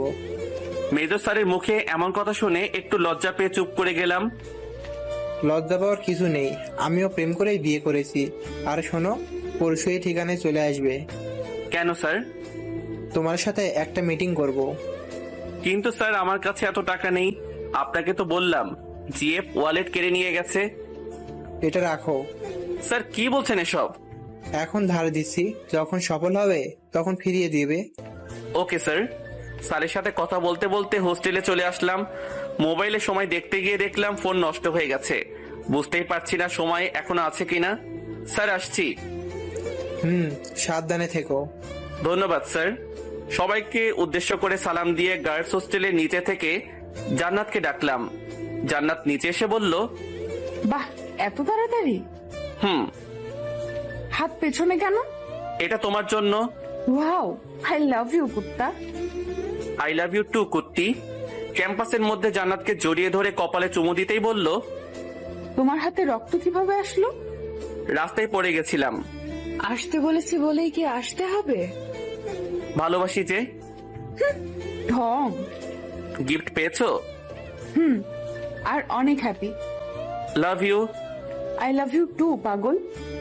জান্নাতের সাথে কথা বলতে বলতে রাস্তায় চলে আসলাম। একসময় বললাম, এখন যাই, অনেক রাত হয়ে গেছে। এটা ধরো, ওয়ালেট দিয়ে। রেখে দাও, বেশি কিছু নাই। আমি বেশি কিছু দিতে পারিনি, বাট কিছু দিয়েছি। বুঝলাম না। হোস্টেলে গিয়ে দেখো। ঠিক আছে, বাই। আর শোনো। হ্যাঁ, বলো। I miss you. কাল বাসায় যেতে হবে। অনেক মিস করব। আমিও। এখন যাচ্ছি। জান্নাতের থেকে হাত ছাড়াবো, তখনই হাতে কামড় দিল। আউচ, মাইর খাবা। দাও। হাত দিয়ে মারার ভয় দেখাতেই চোখ বন্ধ করে নিল। যখন দেখলো আমি আর মারলাম না, তখন আবার হাতে কামড় দিল। মাথায় আলতো ভাবে ধাক্কা দিতেই হাত দিয়ে মুখ মুচড়ে ধরলো। পাগলিটার ভাব দেখে মাথায় থাপ্পড় দিতেই অভিমানে মুখ ঘুরিয়ে নিল। তাহলে মারলে কেন? এটাকে মারা বলে? আর তুমি এখন শান্তি পাবে। বলুন মহারানী, আমাকে কি শাস্তি পেতে হবে? হাঁটতে হাঁটতে অনেক দূর এসে গেছি। এখন তুমি আমাকে কোলে নিয়ে আবার হোস্টেলে দিয়ে আসবে। তুমি না বললেও আমি এটাই করতাম সোনা। জান্নাতকে কোলে তুলে হাঁটাতে অনেকটা কষ্ট হচ্ছিল, যা জান্নাত ঠিকই বুঝতে পারছিল। তাই কোল থেকে নেমে কাঁধে উঠলো। কাঁধে কেন? তোমার ঘাড়ে কামড় দিব তাই। মাইর দিব তাই? এমন করবে না। কেন? আমার সুরসুরি পায়। জান্নাতকে কাঁধে করে নিয়ে হোস্টেলে এসে নামিয়ে দিলাম। ছাড়তে ইচ্ছে করছে না। পাগলি যাও, ঘুমাও এখন। এটা দাও। কেউ দেখে ফেলবে। দিবি কি না? রাগ দেখাও কেন? তাহলে কাকে রাগ দেখাবো বলো? হ্যাঁ হয়েছে, এখন আসো। জান্নাতের ঠোঁটে আলতো করে ভালোবাসার রং এঁকে দিয়ে চলে আসলাম। পরের দিন বাস স্টপে জান্নাতকে সাথে নিয়ে একটা বেঞ্চের উপর বসে দুজন কথা বলছিলাম। শোনো। হ্যাঁ বলো। আমার দিকে তাকাও। ওকে বাবু, তাকালাম। জড়িয়ে ধরো। পাবলিক পিটাইবে, কাঁধের উপর মাথা দিয়েই থাকো। তাহলে পাপ্পি দাও। তুমি কি আমাকে মাইর খাওয়াতে চাইতেছো? প্লিজ। না। Please please please. আমি কিন্তু। প্লিজ। জান্নাতের ওই মায়াবী চেহারা দেখে হেরে গিয়েছিলাম। হ্যাঁ, আমার নিজেরও ইচ্ছা করছিল সেদিন জান্নাতকে জড়িয়ে ধরে বসে থাকতে, কিন্তু আশেপাশে লোকজনের ভিড়ে কিছুই করা হয়নি। জান্নাতকে সামনে এনে কপালে চুমু দিয়ে বসিয়ে দিলাম। হঠাৎ হাসি শব্দ পেয়ে বাম দিকে তাকিয়ে দেখলাম কয়েকটা কাপল আমাদের দেখে মিটমিট করে হাসছে। নিজে একটু লজ্জা পেয়ে যাই। পাগলিকে বললাম, এমন পাবলিক প্লেসে করা ঠিক না। তবু পাগলির জন্য লজ্জা পেতে হচ্ছে। হঠাৎ কাঁধে কারো হাত পেয়ে পেছনে খুললাম। বয়স্ক দুজন দম্পতি আসলো। অনেক সুখী হবে তোমাদের নতুন জীবনে। ধন্যবাদ চাচা, আর আমাদের জন্য দোয়া করবেন যেন খুব তাড়াতাড়ি আমাদের সংসারে একটা বেবি আসে। অবশ্যই মা। এইটুকু বলেই তারা চলে গেল। ওই পাগলি, আমাদের বিয়ে কবে হলো শুনি? তুমি কি চাও এখন আমি তোমাকে কামড় দেই? কালকের কামড়ের ব্যথা কমেনি, এখন কামড় দিলে সব দাঁত ফেলে দিব। যা, কথা নেই। আচ্ছা, ফেলবো না। জান্নাতের সাথে কথা বলতে বলতে বাস চলে আসলো। বাস আসাতে দুজনের মনই খারাপ হয়ে গেল। মলিন চেহারা নিয়ে দাঁড়িয়ে গেল। নিজের খেয়াল রেখো। তুমিও। আর কখনো কোনো মেয়ের দিকে তাকাবে না। যদি আমি জানতে পেরেছি তুমি অন্য মেয়ের দিকে তাকিয়েছো, তাহলে তখনই ব্রেকআপ। অনেক মিস করব। আমি অনেক বেশি। আই লাভ ইউ পাগল। I love you too my পাগলি। I love you 3। এখন ওঠো, বাস ছেড়ে দিবে। তোমাকে ছাড়তে মন চাইছে না। কিন্তু যেতে তো হবে। বাই। বাই। জান্নাত বাসে ওঠার পর সিটে বসে বাইরে তাকালো। জানালা দিয়ে বিদায় জানাতেই বাস তার আপন গতিতে চলে গেল। পাগলিটা চলে গেল। অনেক ভালোবাসি। জান্নাতকে ছাড়া একটা দিন থাকা আমার জন্য কতটা কষ্টের সেটা অনেক আগেই বুঝতে পারছিলাম। দিনটা কোনো রকম কাটিয়ে রাতে রাফির ফোন দিয়ে জান্নাতকে কল দিয়ে অনেকটা সময় কথা বলে ঘুমাতে যাব, তখন কিছু একটা মনে করে ওয়ালেট বের করতেই মনে পড়লো আর্মি মেজর সিনহা স্যার আমাকে ক্যাম্পে যেতে বলেছেন। পরের দিন বন্ধুদের কাউকে কিছু না বলে স্যারের দেওয়া ঠিকানায় চলে গেলাম। তখন কিছুটা ভয় পেয়ে গেছিলাম। এখানে কেন? জি। এখানে কি চাই? মেজর স্যারের সাথে দেখা করতে আসছি। চলো আমার সাথে। জি। লোকটার সাথে হাঁটতে হাঁটতে একটা ক্যাম্পিং এর ভিতরে নিয়ে আসলো। স্যার, ছেলেটা আপনার সাথে দেখা করতে আসছে। রশিদ, তুমি যাও। Okay sir. লোকটা চলে যেতেই মেজর স্যার দাঁড়িয়ে কাছে এসে টেবিল থেকে ওনার বন্দুক, একটা পতাকা এবং একটা ওয়ালেট উপরে ছুড়ে দিল। কিছু সময়ের জন্য মেজর স্যারকে পাগল মনে হয়েছিল ওনার এমন কাজের জন্য। তিনটা জিনিস একসাথে আমার ধরা সম্ভব ছিল না, কারণ তিনটা দূরত্ব কিছুটা দূরে ছিল। অন্য দুটোকে রেখে লাল সবুজের পতাকাটাকে সম্মানের সাথে ধরে স্যারের হাতে দিলাম। আমার দিকে অবাক ভঙ্গিতে তাকিয়ে থেকে বলল, সাবাস বেটা, তুই সিলেক্ট হয়ে গেছিস। স্যার, কিসের সিলেক্ট? তুমি বাংলাদেশ আর্মিতে সিলেক্ট হয়েছো। আজ থেকেই তোমার প্রশিক্ষণ শুরু। স্যার, আপনার কথা আমার একদম মাথায় আসছে না। তুমি যদি টাকা বা ক্ষমতাকে ভালোবাসতে তাহলে ওই দুটোর মধ্যে যে কোনো একটা ধরতে, বাট তোমার মধ্যে আছে প্রকৃত দেশপ্রেম। কিন্তু স্যার, আমি এইভাবে। দেশকে ভালোবাসো? অবশ্যই স্যার। তাহলে আমার কথাটা শোনো। Okay sir. সেদিন থেকে আমার যাত্রা শুরু। আমাকে প্রশিক্ষণে সাহায্য স্বয়ং মেজর স্যার নিজেই করেছেন। রানিং, সুইমিং, ফায়ারিং সহ অন্যান্য দক্ষতার জন্য মেজর স্যারের কাছে খুব তাড়াতাড়ি একজন ফেভারিট আর্মি হয়ে উঠি। কিন্তু তখন আমি ক্যাপ্টেন হয়ে উঠিনি। টানা 2 মাস ট্রেনিং শেষ করে একটা মিশনের জন্য সৈন্য সিলেক্ট করছিল। তখন মেজর স্যারের অনুমতিতে সেই মিশনে আমাকে সিলেক্ট করা হয় সেকেন্ড লেফটেন্যান্ট হিসেবে। সৌভাগ্যক্রমে মিশনে আমরা সাকসেসফুল হই। তখন ক্যাপ্টেন রশিদ স্যার বলেছিলেন, নিলয়ের মধ্যে অনেক দক্ষতা আছে, সবাই চাইলে ওকে বাংলাদেশ সিক্রেট আর্মিতে রাখা যায়। রশিদ স্যারের কথাটা শুনে অনেক ভালো লাগছিল, কারণ আমারও ইচ্ছা নিজের পরিচয় লুকিয়ে সবার কাজ করে যাব। ব্যাস, সেদিন বাংলাদেশ আর্মির সকল বড় স্যাররা বৈঠকে বসে এবং একটা সিক্রেট টিম গঠন করেন, যেখানে ক্যাপ্টেন হিসেবে ছিলেন জায়েদ স্যার। ক্যাম্প থেকে ফিরে এসে হোস্টেলে কাউকে পেলাম না, কারণ সবাই কলেজে ছিল। বিকেলবেলা সবাই হোস্টেলে আসতেই এক গাধা বকা শুনিয়ে জান্নাতকে কল করে হোস্টেলে আসতে বলে। সেদিন জান্নাত অনেক কান্না করেছিল। আমাকেও অনেক মিথ্যা বলতে হয়েছিল, কারণ আমি একজন সিক্রেট লেফটেন্যান্ট। তার ঠিক 2 মাস পরে মেজর স্যার আমাকে ক্যাম্পে আবারও মিশনের জন্য ডাকে। সবকিছু রেডি করে সিক্রেট মিশনে যাই। সেটা ছিল কক্সবাজারের মুন্না ভাই নামের একজন ডাকাতের বিরুদ্ধে। সেদিন আমরা সাকসেস হয়েছিলাম, কিন্তু আমাদের ক্যাপ্টেন জায়েদ স্যার সবাইকে বিদায় দিয়ে শহীদ হন। তখন আমাদের সিক্রেট টিম প্রায় ভাঙার উপক্রম। ঠিক তখন কর্নেল শাহিন স্যার আমাকে ডেকে নতুন করে টিম করতে বলে। অবশ্য তখন আমি ক্যাপ্টেন পদবি পেয়ে গেছি। তখন আবরাবকে সব বলি। প্রথমে না করলেও পরে রাজি হয়ে যায়, এবং তারপরে আমি এই অবস্থানে বাস্তবে ফিরলাম। অতীত থেকে বাস্তবে ফিরলাম, বুঝতে পারলে? জি স্যার। তবে স্যার, আপনার আর জান্নাতুল ম্যাডামের কি বিয়ে হয়ে গেছে? না। কেন? কারণ এখনো জান্নাত জানে না আমি কে। ও। এখন সবাই রেডি হয়ে নাও, প্রশিক্ষণ শুরু করতে হবে। মিশনে যাচ্ছি কবে? সময় বলে দিবে।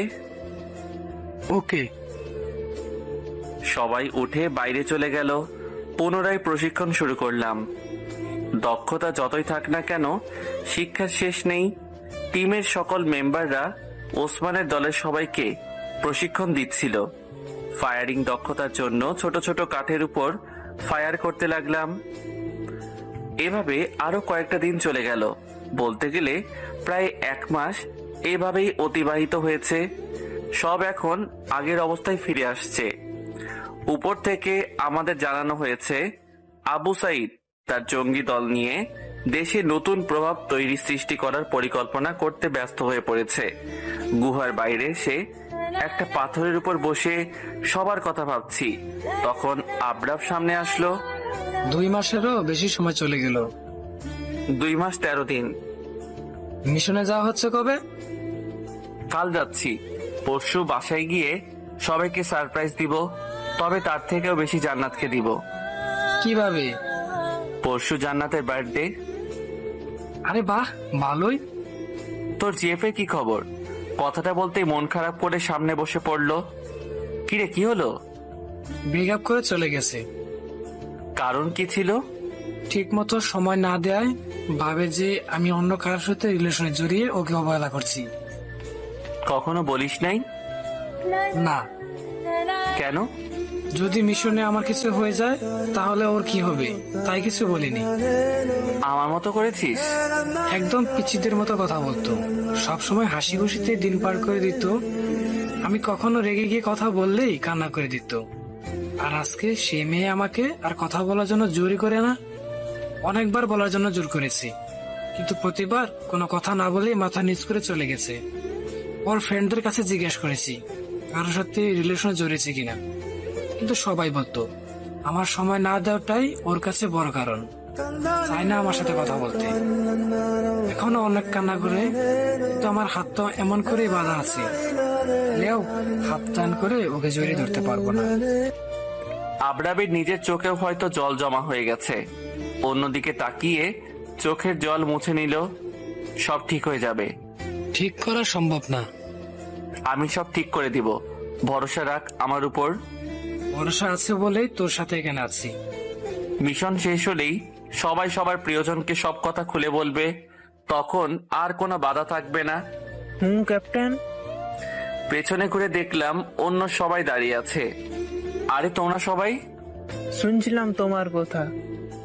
আমিও আমার আম্মুকে বলতে পারবো, আম্মু তোমার ছেলে বেকার না, তোমার ছেলে দেশকে রক্ষা করতে গেছিল, স্বপ্নটা পূরণ হবে রে। সবার স্বপ্ন পূরণ হবে। তুই কি এখানেই থাকবি? কেন? মিশনের জন্য সবকিছু প্রস্তুত করতে হবে। তার আগে একটা কথা। কি ক্যাপ্টেন? সবাই মন দিয়ে মিশনে কাজ করতে হবে। Yes captain. বাধা আসলে ধ্বংস করব, বাধা দিলে খতম করব। কে আমরা? বাংলাদেশি সৈন্য। এখন চলো। সবার সাথে গুহার মধ্যে চলে আসলাম। এখন শুধুমাত্র আগামীকালের জন্য অপেক্ষা। পরের দিন বিকেল বেলা সবাই মিশনের জন্য বের হলাম। বিকেল বেলা বের হওয়ার কারণ, সূর্য হেলে গিয়ে রোদের আলো দেয়, যেটা সরাসরি আবু সাইদ এবং তার জঙ্গি দলের চোখে গিয়ে পড়ে। উসমানের নৌযান দিয়ে নদী পার হয়ে অন্য পারে আসলাম। সব দিকে তাকিয়ে অনেক বেশি অ্যাক্টিভ হয়ে সামনের দিকে অগ্রসর হতে লাগলাম। সবাই সাইলেন্ট স্লাইড ব্যবহার করো। Yes captain. কিছুটা যাওয়ার পর চোখে পড়ল একদল জঙ্গি পাহারা দিচ্ছে। পুনরায় সবাইকে বিভক্ত হতে বলে আক্রমণ করতে বললাম। বলতে গেলে চারিদিক থেকে ঘিরে নিলাম। ইয়ারফোনে হাত দিয়ে ফায়ার বলতেই সবাই মিলে ফায়ারিং শুরু করে দিল। কিছু বুঝে ওঠার আগেই সবাই লুটিয়ে পড়ল। সামনের দিকে যাব, তখনই মনে হলো কেউ একজন কথা বলার জন্য চেষ্টা করছে। ঘুরে দেখলাম সেখানে থাকা একটা জঙ্গি ট্যাঙ্কের কাছে যাচ্ছে। দেরি না করে ফায়ার করে সামনের দিকে অগ্রসর হলাম। পাহাড়ের উপর থেকে দূরবীন দিয়ে দেখলাম আবু সাইদ তার কিছু জঙ্গিদের সাথে কথা বলছে। কানে হাত নিয়ে পাইলটকে নক দিলাম। Yes captain. কত দূর তোমরা? তুমি যখন বলবে তখনই আমরা ফেলে দিব। গুড। আর এবার যেন একদম চলে না যাওয়া হয়। তেমন ভুল আর হবে না। না হলেই ভালো। আমরা কি এখন গ্রেনেড ছাড়বো? না, যখন বলবো তখন। ওকে ক্যাপ্টেন। সবাই অনেক সতর্ক হয়ে পাহাড়ের উপর থেকে আস্তে আস্তে নিচে নামতে শুরু করলাম। নিচে এসে সবাই সবার পজিশন নেওয়ার পর ইফতিকে বললাম বিস্ফোরণ ফেলাতে। দেরি না করে দ্রুত কয়েকটা বোমা ছুড়ে দিল। স্বাভাবিক হওয়ার আগেই আমরা আমাদের ফায়ারিং চালাতে শুরু করলাম। তবে এটা সাইলেন্ট বন্দুক না। যখন জঙ্গি দল পাল্টা জবাব দেওয়ার জন্য ফায়ার সাথে ট্যাঙ্ক আক্রমণ শুরু করে দিল, তখন মাহিকে বললাম, মাহি নেটওয়ার্ক তৈরি করো খুব তাড়াতাড়ি। Yes captain. 1 মিনিটের মধ্যে নেটওয়ার্ক স্থাপন করে ইয়েস বলল। পাইলট শুনতে পাচ্ছো? ইয়েস ক্যাপ্টেন, বলো। আমাদের থেকে 50 মিটার পূর্ব থেকে শুরু করে গ্রেনেড হামলা করো। ওকে ক্যাপ্টেন। মুহূর্তের মধ্যে গ্রেনেড হামলার ফলাফলে আবু সাইদের প্রায় সবগুলো ট্যাঙ্ক এবং 2/3 জঙ্গি মরে গেল। আবু সাইদকে তখনও সবাই রক্ষা করার জন্য তার চারপাশ ঘিরে দাঁড়িয়েছিল। সামনের দিকে যেতেই শুরু হলো আরেক ভয়ানক আক্রমণ, যেটা আমরা কখনো ভাবতেও পারিনি। অনেকগুলো মিসাইল একসাথে করে আক্রমণ করতে শুরু করে দিল। এমন ভয়ানক আক্রমণ কখনো দেখা হয়নি আমার। উসমানের টিমের কিছু সংখ্যক সৈন্য সাথে সাথেই প্রাণ হারালো। মৃতদের দিকে তাকিয়ে অনেক কষ্ট হচ্ছিল, তার থেকেও বেশি রাগ হচ্ছিল। পুনরায় গ্রেনেড হামলা করার জন্য বলতেই শুরু হলো গ্রেনেড হামলা। সাথে নিয়ে সামনের দিকে দৌড়াতে শুরু করলাম। দ্রুত সবার কাছে এসে লুকিয়ে পড়লাম। আড়াল থেকে ফায়ার করে জঙ্গিদের হামলা করলাম, কিন্তু এখনো তাদের মিসাইল আক্রমণ শেষ হয়নি। অনেক সৈন্য ইতিমধ্যে মারা গেছে। আড়াল থেকে লক্ষ্য করলাম আশিকের কাছেই মিসাইল আক্রমণ করার স্থান। দেরি না করে আশিককে নক করলাম। Yes captain. তোমার সামনেই মিসাইল আক্রমণ চলছে। ক্যাপ্টেন। একই সাথে 5টা বোমা বিস্ফোরণ করে আমার কাছে চলে আসো। জ্যাকেট থেকে বোমা বের করে মিসাইলের দিকে ছুড়ে দিয়ে দৌড়ে আমার দিকে চলে আসতে যাবে, তখনই পায়ে গুলি লেগে পড়ে যায়।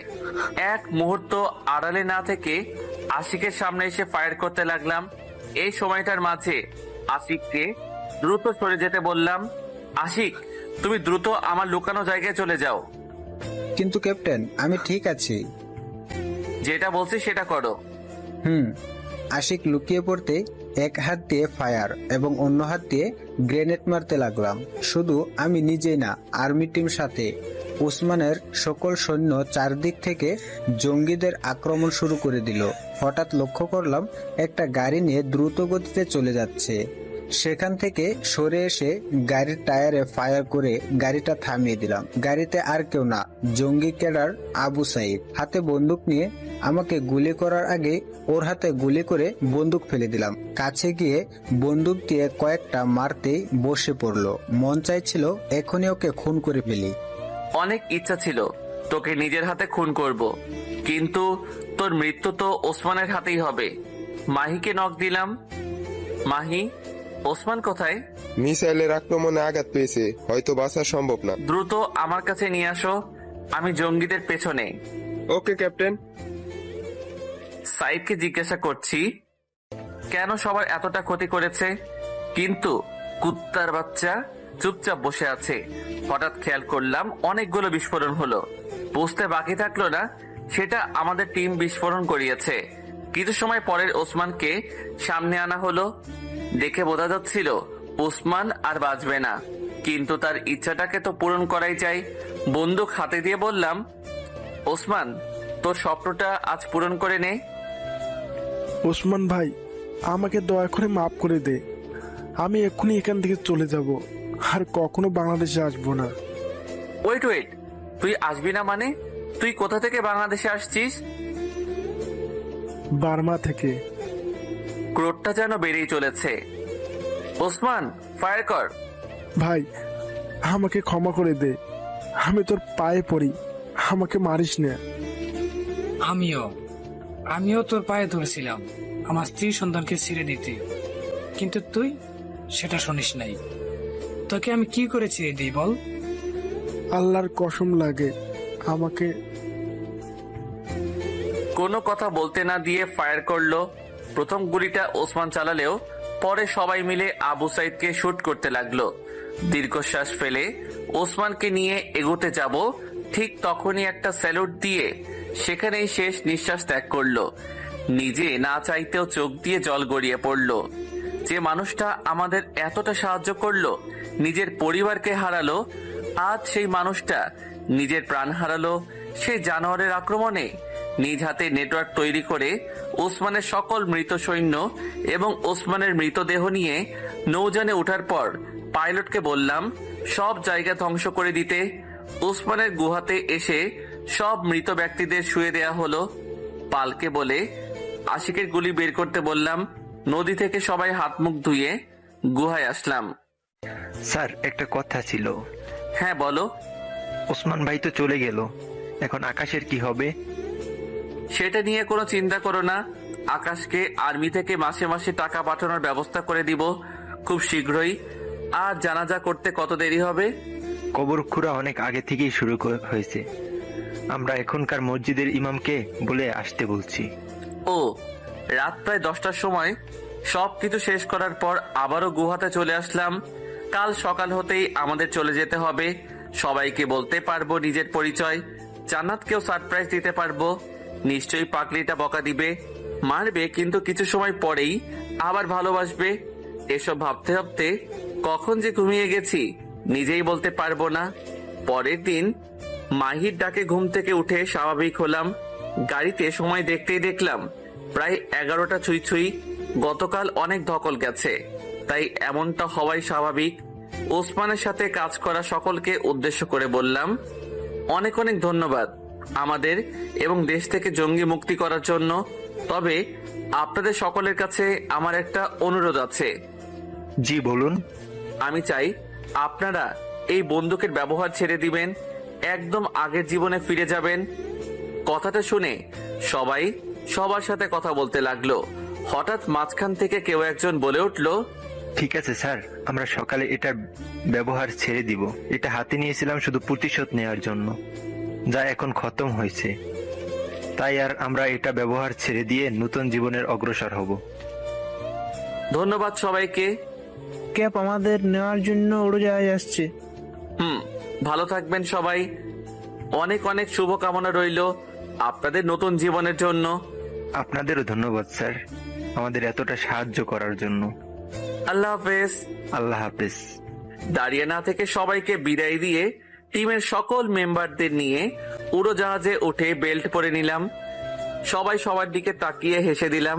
হাসবই বা না কেন, এতদিন পর যে সবাই সবার মনের কথাটা প্রিয়জনদের বলার সুযোগ পেয়েছি। তাছাড়া সবাই তো এটাই চেয়েছিলাম। ক্যাম্পে আসতেই দেখলাম আর্মি ডিপার্টমেন্টের সবাই গোল হয়ে দাঁড়িয়ে আছে। উড়োজাহাজ থেকে নামতেই মেজর এবং কর্নেল স্যার এগিয়ে আসলো। সাবাস captain Niloy. Thank you sir. তোমাদেরকেও স্বাগতম বয়েজ, অনেক সাহসিকতার পরিচয় দিয়েছো। সবাই এখন বিশ্রাম নিতে যাও, 3টা জেনারেল স্যার এসে সবার সাথে কথা বলবে। নিলয়, তুমি সবাইকে নিয়ে তাঁবুতে চলে যাও। Okay sir. স্যালুট জানিয়ে সবাইকে সাথে নিয়ে তাঁবুতে এসে কিছু সময় কথা বলার পাশাপাশি ড্রেস খুলে অন্য ড্রেস পরে নিলাম। বিকেল হতেই জেনারেল স্যার ক্যাম্পিং এ চলে আসলো। সবাই মিলে স্যারকে সালাম জানিয়ে কর্নেল স্যার কেবিনে নিয়ে গেল। কিছু সময় পরেই মেজর স্যার আমাদের ডেকে কেবিনে নিয়ে গেল।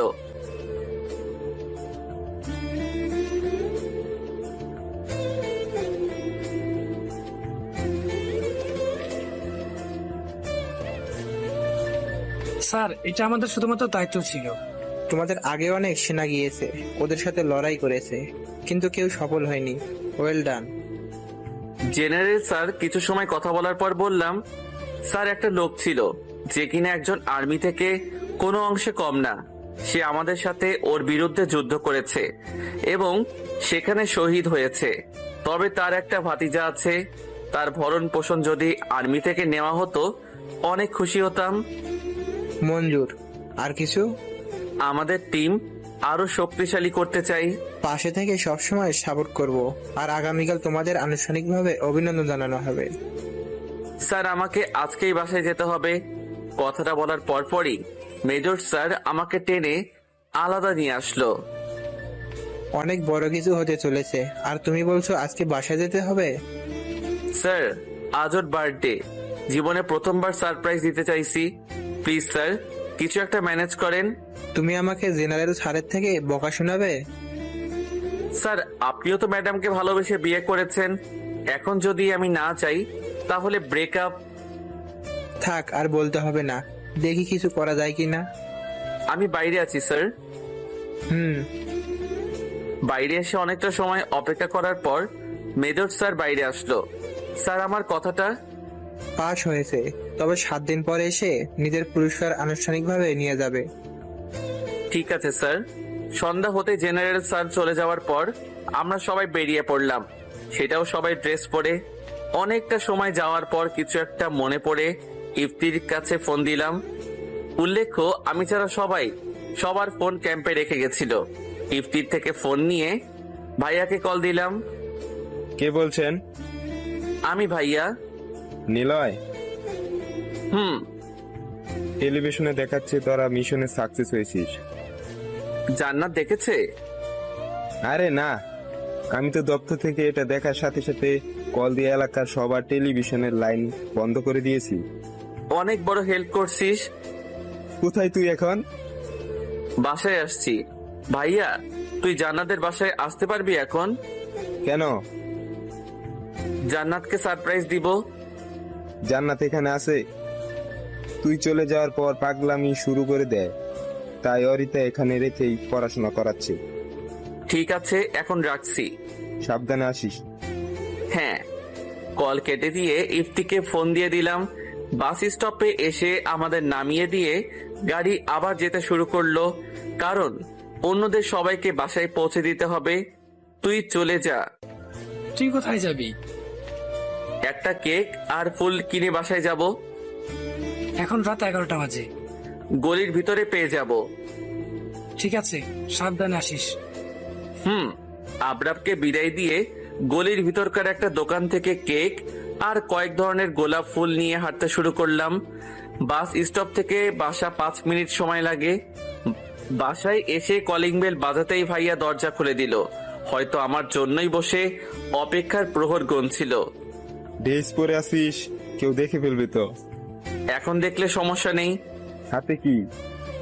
জান্নাতের বার্থডে। লাইফে আজ প্রথম উইশ করব, কখনো ওকে উইশ করতে পারিনি। আমার সাথে আয়। ভাইয়ার সাথে বাসার ভিতরে আসার পর ভাইয়া একটা রুমের মধ্যে রেখে কেক নিয়ে টেবিলের উপর রাখলো। হঠাৎ করে আমাকে রুমের মধ্যে রেখে ভাইয়া বাহিরে গিয়ে এসব কেন করছে সে নিজেই বলতে পারবেন। ভাইয়া আমার দিকে তাকিয়ে দৌড়ে রুমের দরজা বন্ধ করে দিয়ে গেল। এখন বেশ অবাক হলাম, তবুও চুপ করে বসে রইলাম।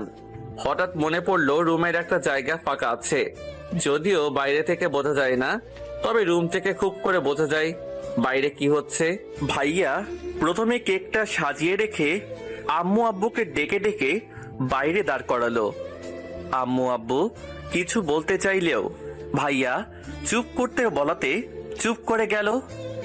পরক্ষণেই ভাইয়া উপরে গিয়ে কিছু একটা করতে লাগলো। অনেকটা সময় যাওয়ার পর দেখলাম ভাবি আর ভাইয়া জান্নাতের চোখ বেঁধে নিচে নিয়ে আসছে। জান্নাতের জোরে জোরে কথা খুব করে বোঝা যাচ্ছিল। আপু, আমাকে এমন করার মানে কি? একটু অপেক্ষা কর। কেন অপেক্ষা করব? আমাকে এমন করে কোথায় নিয়ে যাচ্ছ? মাত্র 3 মিনিট বোন। আমার ভালো লাগছে না। ভালো লাগার জন্যই তো এসব বলছি। ধুর। আর কোনো কথা না বলে ভাইয়া ভাবির সাথে জান্নাত নিচে আসলো। জান্নাতকে কেকের সামনে দাঁড় করিয়ে রুমের দরজা খুলে দিয়ে চলে গেল। আমি বের হব তখন আবারও ভাইয়া এসে রুমেই থাকতে বলল। শালার কপাল একটা, মনটা চাইতেছে বাসা থেকে এক্ষুনি বের হয়ে যাই। এতদিন পর বাসায় আসলাম, এসেও এসব দেখতে হচ্ছে। তবুও মুখ বুঝে আছি। দরজার আড়াল থেকে সবার কথা শুনতে লাগলাম। ভাইয়া কিছু সময় কথা বলার পর আমাকে বলল, ক্যাপ্টেন এখন আসো। বুঝতে বাকি রইল না ভাইয়া আমাকে ডাকছে। রুমে না থেকে বাইরে বের হতেই আব্বু আম্মু ভাবি সহ অবাক ভঙ্গিতে তাকিয়ে আছে। আমাকে এই অবস্থায় দেখবে কখনো কল্পনাও করতে পারিনি। ভাইয়া সবাইকে ইশারা করে চুপ করতে বলল, কিন্তু আম্মু তখনও আমার দিকে তাকিয়ে আছে। কোনো কথা না বলে আব্বু আম্মুকে জড়িয়ে ধরলাম, কিন্তু ভাইয়ার জন্য কোনো কথা বলতে পারছিলাম না। এবার ভাইয়া শুরু করলো, হ্যাপি বার্থডে শালিকা। তবে তোর জন্য সারপ্রাইজটা সামনে অপেক্ষা করছে। কি দেখবি? চোখ খুলে দিলে তো দেখবো, তাই না? ওরে তার চোখের বাঁধন খুলে দাও। ঠিক আছে আম্মা। আম্মুর কথা মতো জান্নাতের চোখের বাঁধন খুলে দিয়ে আমার দিকে এক নজর তাকানোর পর কয়েকটা পিছে গিয়ে বসে পড়ল। ভাবি জান্নাতকে ধরে দাঁড় করাতেই কান্না করে দিল। কেমন আছো? আম্মু, আমি তোমার ছেলের সাথে কথা বলতে চাই না। ওনাকে বারণ করো যেন আমার সাথে কথা বলতে না আসে। আম্মু মানে? তোদের কথা সবাই জানে। ও, কেক কাটা শেষ করে জান্নাতের সাথে রুমে আসলাম। এখনো কান্না করতেই আছে। টেবিলের উপর ফুলটা রেখে দাঁড়াতেই দৌড়ে এসে জড়িয়ে ধরলো। আরে কান্না করছো কেন? তুই আমাকে মিথ্যা কথা বলেছিস সব সময়। একটা কথা মিথ্যা বলেছি। কেন ছেড়ে গেছিলি আমাকে রেখে? এটার জন্য। এটা মানে? জান্নাতকে ছাড়িয়ে ভালো করে ড্রেস দেখালাম। হয়তো এখন অবধি আমার ড্রেস খেয়াল করেনি। তুই আর্মি? ট্রেনিং এ গেছিলি? না, মিশনে। কিসের মিশন ছিল? কাল জানতে পারবে। আমি এখন আর তোকে ভালোবাসি না। তাহলে জড়িয়ে আছো কেন? এটা তো এমনি, কিন্তু এখন আর ভালোবাসি না। তাহলে আবার মিশনে যেতে হবে দেখছি। বারণ করেছে কে? যা। আচ্ছা, এখানে বসো। বিছানার উপর বসিয়ে দিয়ে ফ্রেশ হতে গেলাম। বাথরুম থেকে বের হয়ে এসে দেখি জান্নাত টেলিভিশন অন করছে। কি দেখছো? এটা কি দেখাচ্ছে? আমাদের মিশনের স্থান। তুই এতটা ডেঞ্জারাস জায়গা মিশনের জন্য গেছিলি? কেন? যদি কিছু হয়ে যেত? মরে যেতাম। অনেকদিন পর দেখলাম। আমাকে একবার বলতে পারতে। তুমি জানো না তোমাকে কতটা ভালোবাসি? নাকি ওখানে গিয়ে অন্য কোনো মেয়ের সাথে রিলেশনে জড়িয়েছো? পাগলির এমন কথা শুনে হেসে দিলাম।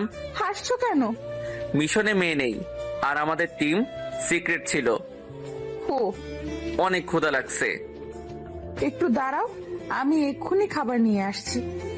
তাড়াতাড়ি, ওকে? হুম। জান্নাতের রুম থেকে বের হতেই টেলিভিশনের দিকে নজর দিলাম। সিক্রেট মিশনের টিমের কথা বলছে।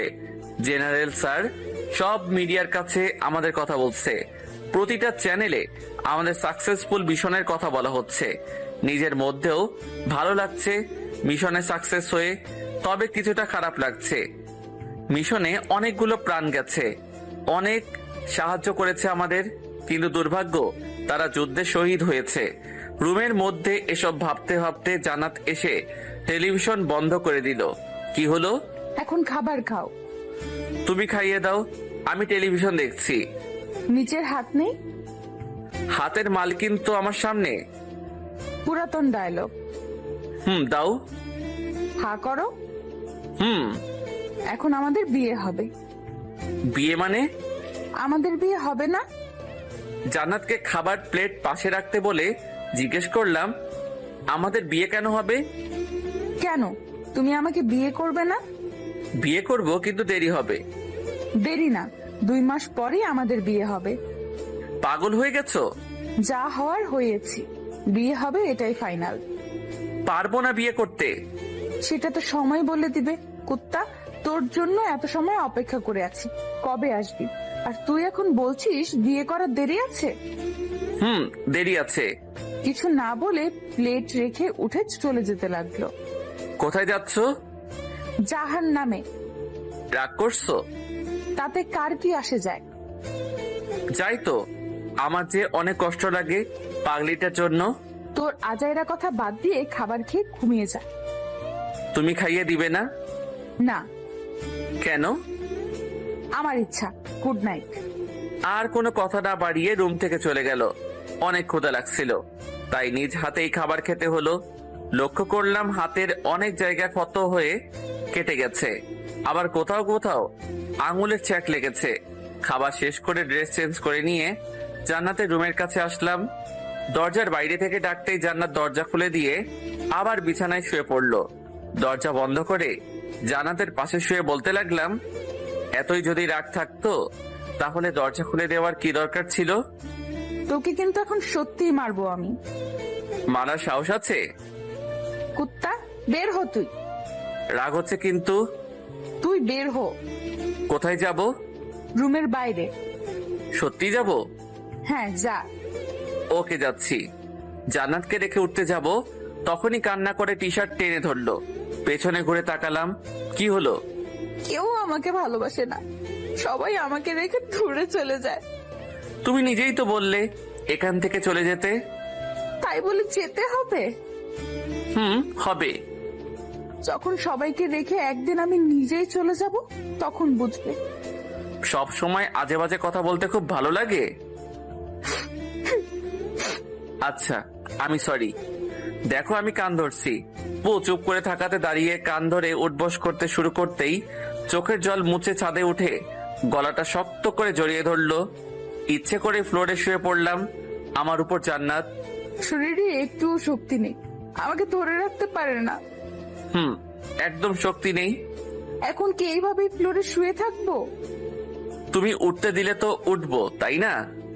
আমি তো উঠবো না, এভাবে থাকবো। তোমার এই বদভ্যাস কি কখনো যাবে না? না, একদম যাবে না। আমাকে ঘুরতে দাও। উল্টো দিকে শুয়ে জান্নাতের হাতে হাত রাখলাম।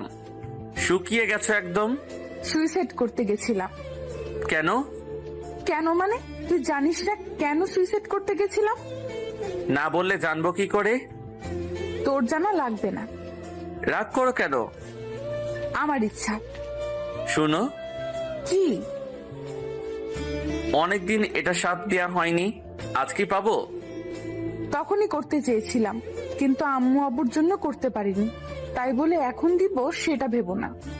জান্নাতের কথা শুনে ভ্রু কুচকে তাকিয়ে বললাম, এখন কি হলো যে দিবা না? ইচ্ছা নাই তাই। আমার তো আছে। দিব না, যাও। সত্যি দিবা না? না। ওকে, তাহলে রুমে গিয়ে ঘুমাই যাই। এখান থেকে আর কোনো লাভ হবে বলে মনে হয় না। উঠো। ওকে। জান্নাত আমার থেকে উঠতেই দাঁড়িয়ে জান্নাতের দিকে দেখে এক চিলতে হাসি দিয়ে রুম থেকে বের হয়ে আমার রুমে এসে রুমটা লক করে ঘুমিয়ে গেলাম। পরের দিন বাইরে থেকে ভাবির আম্মুর ডাকে ঘুম থেকে উঠলাম। ফ্রেশ হয়ে নিচে এসে দেখলাম জান্নাত ছাড়া সবাই আছে। বেশ অবাক হলাম, সবাই আছে বাট জান্নাত কোথায় গেল? ভাবি জান্নাত কোথায়? ঘুমাচ্ছে। ও কেন? আবার যাবি কবে? সঠিক সময় নেই, মিশনের জন্য যখন তখন চলে যেতে হবে।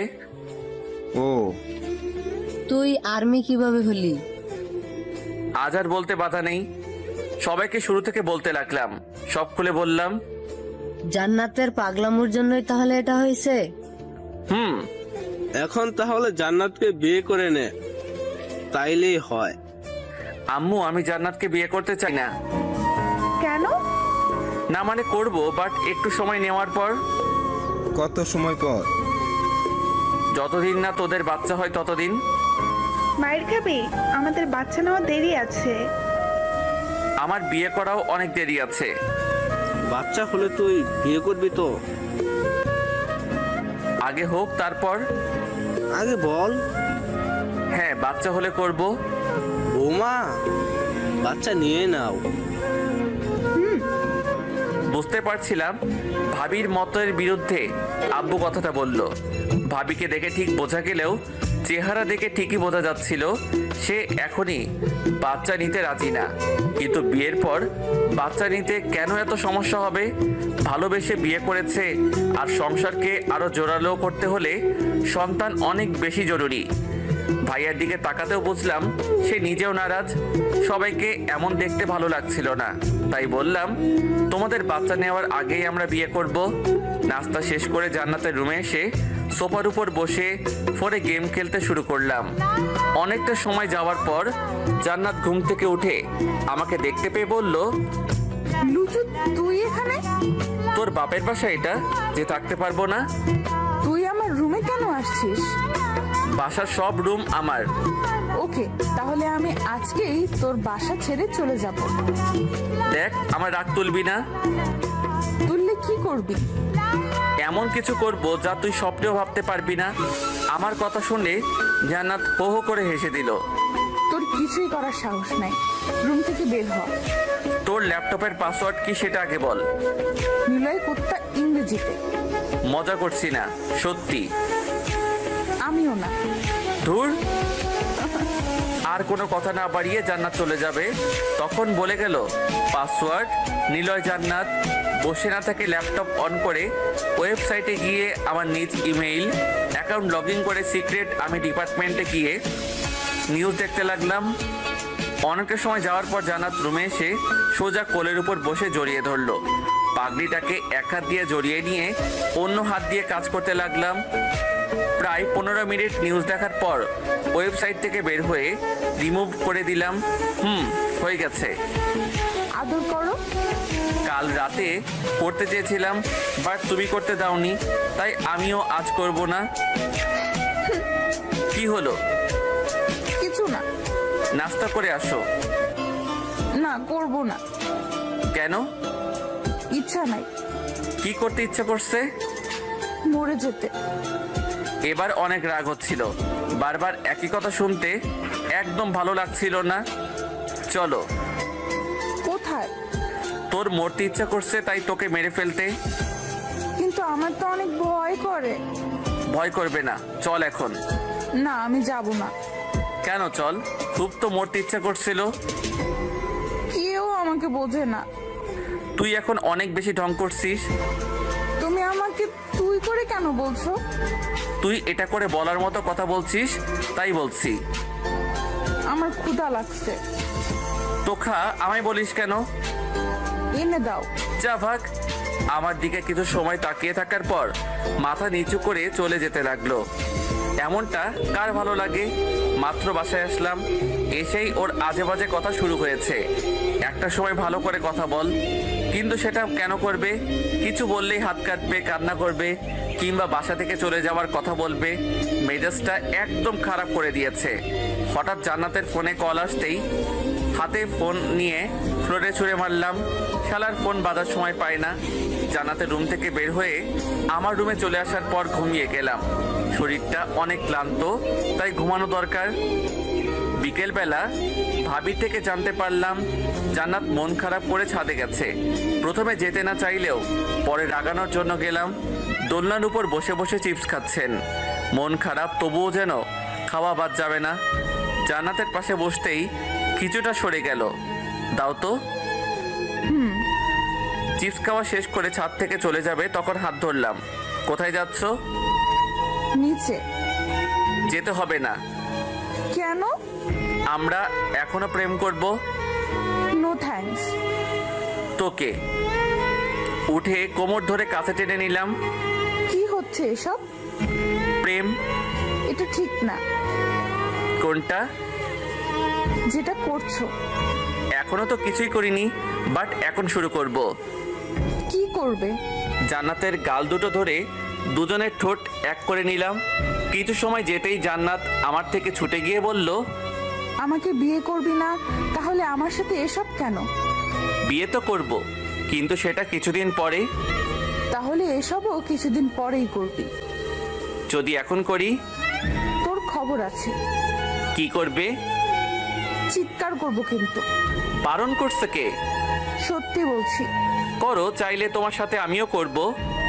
পাগল ছাগল। ছাগল না, শুধু পাগল। কাল কলেজে যাবে? চলো ঘুরতে যাই। এখন? হ্যাঁ। না, রাতে যাব। রাতে কেন? ভূত দেখাবো তাই। তৈরি থেকো তাহলে। দুজন অনেকটা সময় কথা বলার পর নিচে চলে আসলাম। রাত হতেই দুজন বের হলাম। জান্নাত শাড়ি আর আমি ভাইয়ার একটা পাঞ্জাবি পরে রাস্তার পাশ দিয়ে দুজন দুজনের মতো হাত ধরে হাঁটছি। জান্নাত, যদি আমাকে আবারও যেতে হয় কি করবে তুমি? মিস করব। ভুলে যাবে না তো? ভুলার হলে আগেই ভুলে যেতাম। ওই শোনো। বলো। কোলে নাও। তুমি বাচ্চা নাকি? বাচ্চাই তো। মাইর দিব। রাতে তো খাবার খেলাম, মায়ের কিভাবে হজম করব? আগে বললে খাবার আর খেতাম না। ঢং করতে ভালোই জানো। তোমার থেকে শিখছি। আমি কবে শেখাইলাম? তোমার সাথে থাকতে থাকতে শিখে গেছি। এখন কোলে নাও। নিচ্ছি। Good boy. এত মোটা হয়েছো কেন? ওই চুপ। প্রয়োজন হলে আরো মোটা হব। কোনো সমস্যা? একদমই না। আমার কি সমস্যা হবে? শুধু থানায় পুরুষ নির্যাতন করব তোমার নামে। চুপ। কোন কুত্তিকে কোলে নিলাম? কথায় কথায় কামড় দেয়। আর একবার এসব বললে আবারও কামড় দেব। থাক, আর কামড় দিতে হবে না। রাতে আরো কিছু সময় দুজন ঘোরাঘুরি করার পর বাসায় চলে আসলাম। জান্নাতকে রুমে রেখে আমার রুমে এসে ফ্রেশ হয়ে ঘুমিয়ে গেলাম। কয়েকটা দিন বাসাতেই কেটে গেল। কলেজে যাওয়ার জন্য রেডি হয়ে নিচে এসে নাস্তা করে জান্নাতের সাথে কলেজের পথে রওনা দিলাম। এখন যেন কোনো মেয়ের দিকে তাকানো না দেখি। তাকালে কি হবে? তোর চোখ তুলে নিব। তাহলে তোমাকে দেখবো কি করে শুনি? আমাকে দেখতে হবে না, তোমাকে আমি দেখতে পেলেই হবে। আচ্ছা, শুধু তোমাকেই দেখবো। মনে থাকবে? হ্যাঁ, থাকবে। আমার কিউট বাবু। দুজন কথা বলতে বলতে কলেজে আসার পর জান্নাতের সাথে কিছু সময় কথা বলার পর যা দু একটা ফ্রেন্ড হয়েছে তাদের কাছে গেলাম। বন্ধুদের কাছে যাওয়ার পর প্রথমে উত্তম মধ্যম দেওয়ার পর বসালো। শালা, তুই আর্মি হওয়ার পরেও কেন আমাদেরকে বলিস নি? জানলি কি করে আর্মি? সারা বাংলাদেশ জানে, আর আমরা জানবো না? তাহলে এটাও জানিস আমরা সিক্রেট ছিলাম? তাই বলে বলবি না?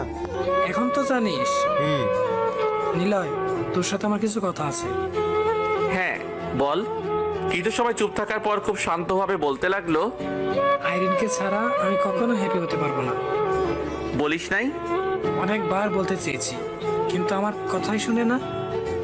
ও জানে তুই আর্মি? ওর ফ্রেন্ডরা বলছে জানে। কলেজে আসছে? হ্যাঁ, আসছে। তুই জানলে কি করে? সালা, ভাবি ওই আমার, আমি খোঁজ নিবে না তো কে নেবে? ভাবির চোখেই দেখবি। তোরা থাক, আবরাব আর আমি কথা বলে আসছি। তাহলে আমরাও আসি। কোনো দরকার নেই ভাই। সালা ফেল করবি যা। ওদের কোনো উত্তর না দিয়ে আবরাবকে নিয়ে আইরিনকে খুঁজতে শুরু করলাম। আইরিন অনার্স সেকেন্ড ইয়ারে, মানে আবরাবের থেকে 2 ইয়ার জুনিয়র। জান্নাতের মতো একদম বজ্জাত না, অনেক শান্ত একটা মেয়ে। প্রায় 5 মিনিট খোঁজার পর দেখলাম আইরিনের ফ্রেন্ডের সাথে আড়ালে বসে আড্ডা দিচ্ছে। হাই। জি ভাইয়া, কিছু বলবেন? আইরিনের সাথে কথা ছিল। আইরিন তুই থাক, আমরা যাচ্ছি। আমিও যাব। তোমার সাথে কথা আছে। কথা বলার ইচ্ছা নেই। দেখলি, এটাই আমাকে দিনের পর দিন পাগল করে দিচ্ছে। কিছু বলতে চাইলেই এটা বলে দূরে চলে যায়। আরে ভাই, আমিও তো একটা মানুষ, তাই না? কতটা সহ্য করবে এমন অবহেলা? তুই শান্ত হ, আমি কথা বলছি তো, তাই না? কিন্তু আবরাবকে অনেক বুঝিয়ে চুপ করানোর পর বললাম, শোনো আইরিন, আবরাব যদি অনার্স শেষ করার পরেও যদি বেকার থাকতো তাহলে তোমার কেমন লাগতো? তোমার পরিবার কি আবরাবকে মেনে নিত? উল্টো তুমি তাকে জবের জন্য চাপ দিতে। আপনি কিছুই জানেন না, আমি ওকে এসবের জন্য না। ও আমাকে ঠিকভাবে সময় দেয় না, একটু কথা বলার পরে চলে যায়। যেখানে আমার বান্ধবীদের বয়ফ্রেন্ডরা সবসময় ওদের সময় দেয়, রাতের বেলা ঘুরতে যায়, কিন্তু ও আমাকে কখনো কোথাও ঘুরতে নিয়ে গেছে? ঘুরতে গেলে কি ভালোবাসা প্রকাশ পায়? না। কিন্তু ভাইয়া, ভালোবাসার মানুষটাকে যদি সময় দিতে না পারে তাহলে কিসের ভালোবাসা? তোমাকে একটা কাহিনী বলি, তার আগে তুমি শান্ত হয়ে বসো। আবরাব এবং আইরিনকে একসাথে বসানোর পর বললাম, যখন আমাদের মিশনের আর একটা দিন আছে তখন সবাই সবার ইচ্ছাকে বলছিলাম। মিশন শেষ হওয়ার পর কে কি করবে। আশিক বলছিল তার আম্মুকে বলবে সে বেকার না। মাহি বলছিল সে তার জিএফকে বলবে তার জব মিলে গেছে। এভাবে সবাই সবার মনের ভিতরকার কথা বলছিল। কিন্তু আবরাব কি বলছিল জানো? জানবে কি করে? তুমি তো সেখানে ছিলেই না। আবরাব বলছিল সে তার পাগড়িটাকে সব বলে অনেক বেশি সময় দিবে, আর আমাদের সবার জন্য এটাই সেই সুযোগ, প্রিয়চন্দ্রের অনেক বেশি সময় দেওয়া। আর তুমি এখন ওকে অবহেলা করছো। যখন আবরাব আবার চলে যায় তখন কি হবে? তখন ওকে মিস করলেও কোনো লাভ হবে বলে মনে হয় না। তুমি কি বলেছিলে? কাঁধে উঠে হঠাৎ করেই এমন কথা বলাতে কিছুটা আটকে উঠে খেয়াল করলাম জান্নাত তুমি এখানে। পাগলটার কথা শুনছিলাম। তাই? আর আইরিন, তুমি একদম ওদের কথায় কান দিবে না। আগে শাস্তি, তারপর ভালোবাসা। ঠিক বলেছ আপু, কিন্তু কি শাস্তি দেওয়া যায়? কানে ধরে উঠবস। এটাকে কান ধরে উঠবস করিয়েছিলাম। গুড আইডিয়া, চলো এখন শুরু হয়ে যাও। আর এখানে সবাই আছে, কলেজের সিনিয়র, তারপর আমি একজন আর্মি। এখন তুমি শুধুমাত্র প্রেমিক, তাই কথা কম বলে তাড়াতাড়ি করো। নিলয়। আবরাবকে কিছু না বলে জান্নাতকে চুপি চুপি বললাম, এটা কেন বললে? চুপ থাকো আর নিজেদেরটা দেখো কেন? আমাদের মেয়েদের জায়গা থেকে একবার ভাবো কতটা কষ্ট করতে হয় আমাদের। কষ্টের ফলটা কিন্তু মিষ্টি হয়েছে। হয়েছে, আর বলতে হবে না। বারণ করো না ওকে। কখনো না। আইরিন আপু, তুমি ওনাকে কান ধরতে বলো। ওই তুমি ধরো। কিরে শালা? ভাই ধর। কান ধরো। আইরিনের কাছে হার মেনে কান ধরে উঠবস করতে শুরু করলো। প্রায় 15-20 বার করার পর আইরিন থামতে বলে জড়িয়ে নিল। যাক, শেষ অবধি দুজনের মিল হলো। ক্লাস শেষ করে জান্নাতকে সাথে নিয়ে ঘুরতে যাব, তখন বলল, আজ ড্রিঙ্কস করব। পাগল নাকি? করবে না? এসব ঠিক না। তুই যখন সিগারেট খাস তখন কি হয়? এখন তো খাই না। ড্রিঙ্কস শুধু আজকে করব, প্লিজ না করো না। এটা আমার জন্য ডেঞ্জার। তুই খাবি? আরে এমন করছো কেন? আগে রাজি হ। জাস্ট আজকে, ওকে? ওকে। কথা না বাড়িয়ে জান্নাতকে সাথে নিয়ে বাসায় আসার আগে 2টো বোতল কিনে ব্যাগের মধ্যে নিয়ে বাসায় চলে আসলাম। রাতের বেলা ছাদে দাঁড়িয়ে আছি, তখন ভাইয়া আসলো। কি করিস? ছাদে যাওয়ার জন্য রেডি হও। মজা নিস? তুই এখানে কেন? ভাবি রুম থেকে বের করে দিয়েছে নাকি? সব সময় মজা করিস না। আচ্ছা, তোদের মাঝে কি কোনো সমস্যা হয়েছে? কেন? সন্তান নেওয়ার কথা বলাতে দুজনের চেহারা খারাপ দেখালো। সত্যি বলতে আমরা দুজন ওয়াদা করেছি 1 বছর পর সব সিদ্ধান্ত নিব, আর আমাদের মাঝে এখন ঝগড়া চলছে। বাট বোঝা তো যায় না। সবার সামনে চুপ থাকি? ও, দুই ভাই কথা বলছি তখন ভাবি ছাদে এসে আমাকে না দেখে বলল, ছাদে একা না থেকে খেতে আসুন, সবাই খাওয়ার জন্য অপেক্ষা করে আছে। আপনি যান, আমি আসছি। আপনি করে কেন? বললাম না ঝগড়া হয়েছে। তোদের ঝগড়া জোস। আর বলিস না ভাই, অনেক কষ্টে আছে। হাসা থামিয়ে চল। ছাদে না থেকে দুজন নিচে আসলাম। ডিনার শেষ করে জান্নাতকে চোখের ইশারা করে বললাম রুমে আসতে। রুমে এসে ড্রিঙ্ক সাজাচ্ছি, তখন জান্নাত এসে বসলো। বমি করে দিবে না তো? আগেও কয়েকবার বান্ধবীদের সাথে খেয়েছি। মদখোর। চুপ, রেডি করো। কথা না বাড়িয়ে বোতল খুলে গ্লাস দিতেই জান্নাত খেয়ে নিল। এত জলদি কেন? আরে তুই দে। হোয়াট ইজ তুই? শালা কথা না বাড়িয়ে তাড়াতাড়ি দে না। তোমার খেতে হবে না? প্লিজ বেবি, রাগ করো না, আমি এ তো এমনি বলছি। জানি কিভাবে বলছো। বোতল থেকে গ্লাসে নিয়ে দুজন খেতে লাগলাম। একটা সময় জান্নাত আমার শরীরে পড়ে যেতেই আর কিছু মনে নেই। পরের দিন সকালে ঘুম থেকে উঠে মাথাটা প্রচন্ড ব্যথা করছিল। ঘড়িতে সময় দেখে অনেক অবাক হলাম। প্রায় 11টা বেজে গেছে। সচরাচর আমার কখনো এমন হয় না। আজ কেন এমন হলো মাথায় আসছে না। আর জান্নাত কোথায় গেল? পাগলিটা তো আমার সাথেই ছিল। ঘুম থেকে উঠে ফ্রেশ না হয়েই জান্নাতের রুমে গিয়ে দেখলাম বসে ফোন টিপছে। কি করো? তুমি কখন উঠলে? মাত্র উঠলাম। কেমন লাগছে? মাথাটা ব্যথা করছে। ঠিক হয়ে যাবে। তুমি কখন রুম থেকে আসছো? ভোর রাতে, তবে তোমার ড্রিঙ্ক করা একটু বেশি হয়েছে, তাই মাথা ব্যথা করছে। আমার তো কিছু মনেই পড়ছে না। কিছু মনে পড়ছে না? না গো। ফ্রেশ হয়ে নাও। তোমাকে দেখতে ইচ্ছে করছিল তাই আসলাম। ফ্রেশ হয়ে নাও। তুমি চলো। আমি কেন? ব্রাশ করিয়ে দিবে। ঢং বাদ দাও, এখন চুপচাপ রুমে গিয়ে ফ্রেশ হয়ে নাও। যদি না যাই? রুম থেকে বের করে দিব। তাই বুঝি? তাই। তাহলে বের করে দাও। ইচ্ছা নাই। আর এখন ঢং বাদ দিয়ে চলো, ফ্রেশ হবে। চলো। জান্নাতের সাথে রুমে এসে ফ্রেশ হয়ে সকালের খাবার খেয়ে রুমে এসে বসতেই জান্নাত আর ভাবি রুমে আসলো। ফ্রি আছিস? হ্যাঁ, কেন? বাসায় যেতে হবে। আমাকেও? হ্যাঁ। কেন? অনেকদিন যাওয়া হয় না, আর জান্নাত নিজেও যেতে চাইছে। তুমি থেকে যাও। অনেকদিন হলো আব্বু আম্মুর সাথে তেমন কথা হয় না। তুমি ফোন ভাঙার পর থেকে আব্বুর ফোন দিয়ে মাঝে মাঝে কথা হয়। কবে যাবে? আজকেই। আর আমি? আমাদের রেখে চলে আসবি। তাহলে জান্নাতের সাথে সময় কাটাবো কি করে? তুই কিছুদিন থাকার পর চলে আসবি তাহলে। দেখো ভাবি, তোমার আর ভাইয়ার মাঝে ঝগড়া হয়েছে, তাই বলে আমাদের টানছো কেন? তোকে কে বললো ঝগড়া হয়েছে? কাল ছাদে ছিলাম আমিও। ও। জান্নাত ইশারা করে জানতে চাইলে চুপ থাকতে বলি। জান্নাত, এখানে থাকবো। না, আমি কেন থাকবো? কারণ তুমি আমার বউ। বিয়েই হলো না, আইসে বউ বানাতে। এই মেয়ে, এত কথা বলো কেন? যেটা বলছি সেটাই হবে। ইচ্ছে হলে যাব, না হলে নাই।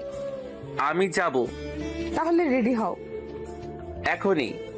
হ্যাঁ, কোনো সমস্যা? না, কোনো সমস্যা নাই। রেডি হ। রেডি হও তাড়াতাড়ি। ভাবি রুম থেকে চলে যাওয়ার পর জান্নাতকে পেছন থেকে জড়িয়ে নিয়ে বললাম, কি হয়েছে পাগলিটার? কই কিছু না তো। তাহলে মন খারাপ কেন? আব্বু আম্মুর কথা মনে পড়ছে, তাই এমন লাগছে। এখন যাচ্ছি তো। পরে যাই। কেন? জান্নাতের চুলের মধ্যে মুখ গুজিয়ে দিতেই আমার থেকে সরে গেল। তুমি রেডি হও। আমাকে কিছু বলতে না দিয়ে জান্নাত রুম থেকে বের হয়ে চলে গেল। শালার কি একটা মাইয়া কপালে জুটছে, রোমান্স করার সময়টাও দেয় না। দাঁড়িয়ে না থেকে রেডি হয়ে নিচে এসে দুজনের জন্য অপেক্ষা করতে লাগলাম।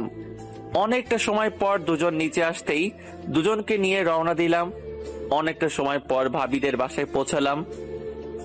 কয়েকটা দিন খুব ভালো করে কাটানোর পর ভাবি ফোন নিয়ে আমার কাছে আসলো। কে কল করেছে? তোর ভাই। কি বলে? ওনার থেকেই শোন। দাও। ভাবি থেকে ফোন নিয়ে একটু দূরে চলে গেলাম। হ্যাঁ বল। তোকে ক্যাম্পে যেতে হবে। কে বললো? কর্নেল শাহিন কল করেছিল। আচ্ছা আমি কথা বলছি। ঠিক আছে, বাই। কল কেটে দিয়ে স্যারের নাম্বারে কল দিলাম। স্যার, আমি ক্যাপ্টেন নিলয়। হ্যাঁ ক্যাপ্টেন, বলো।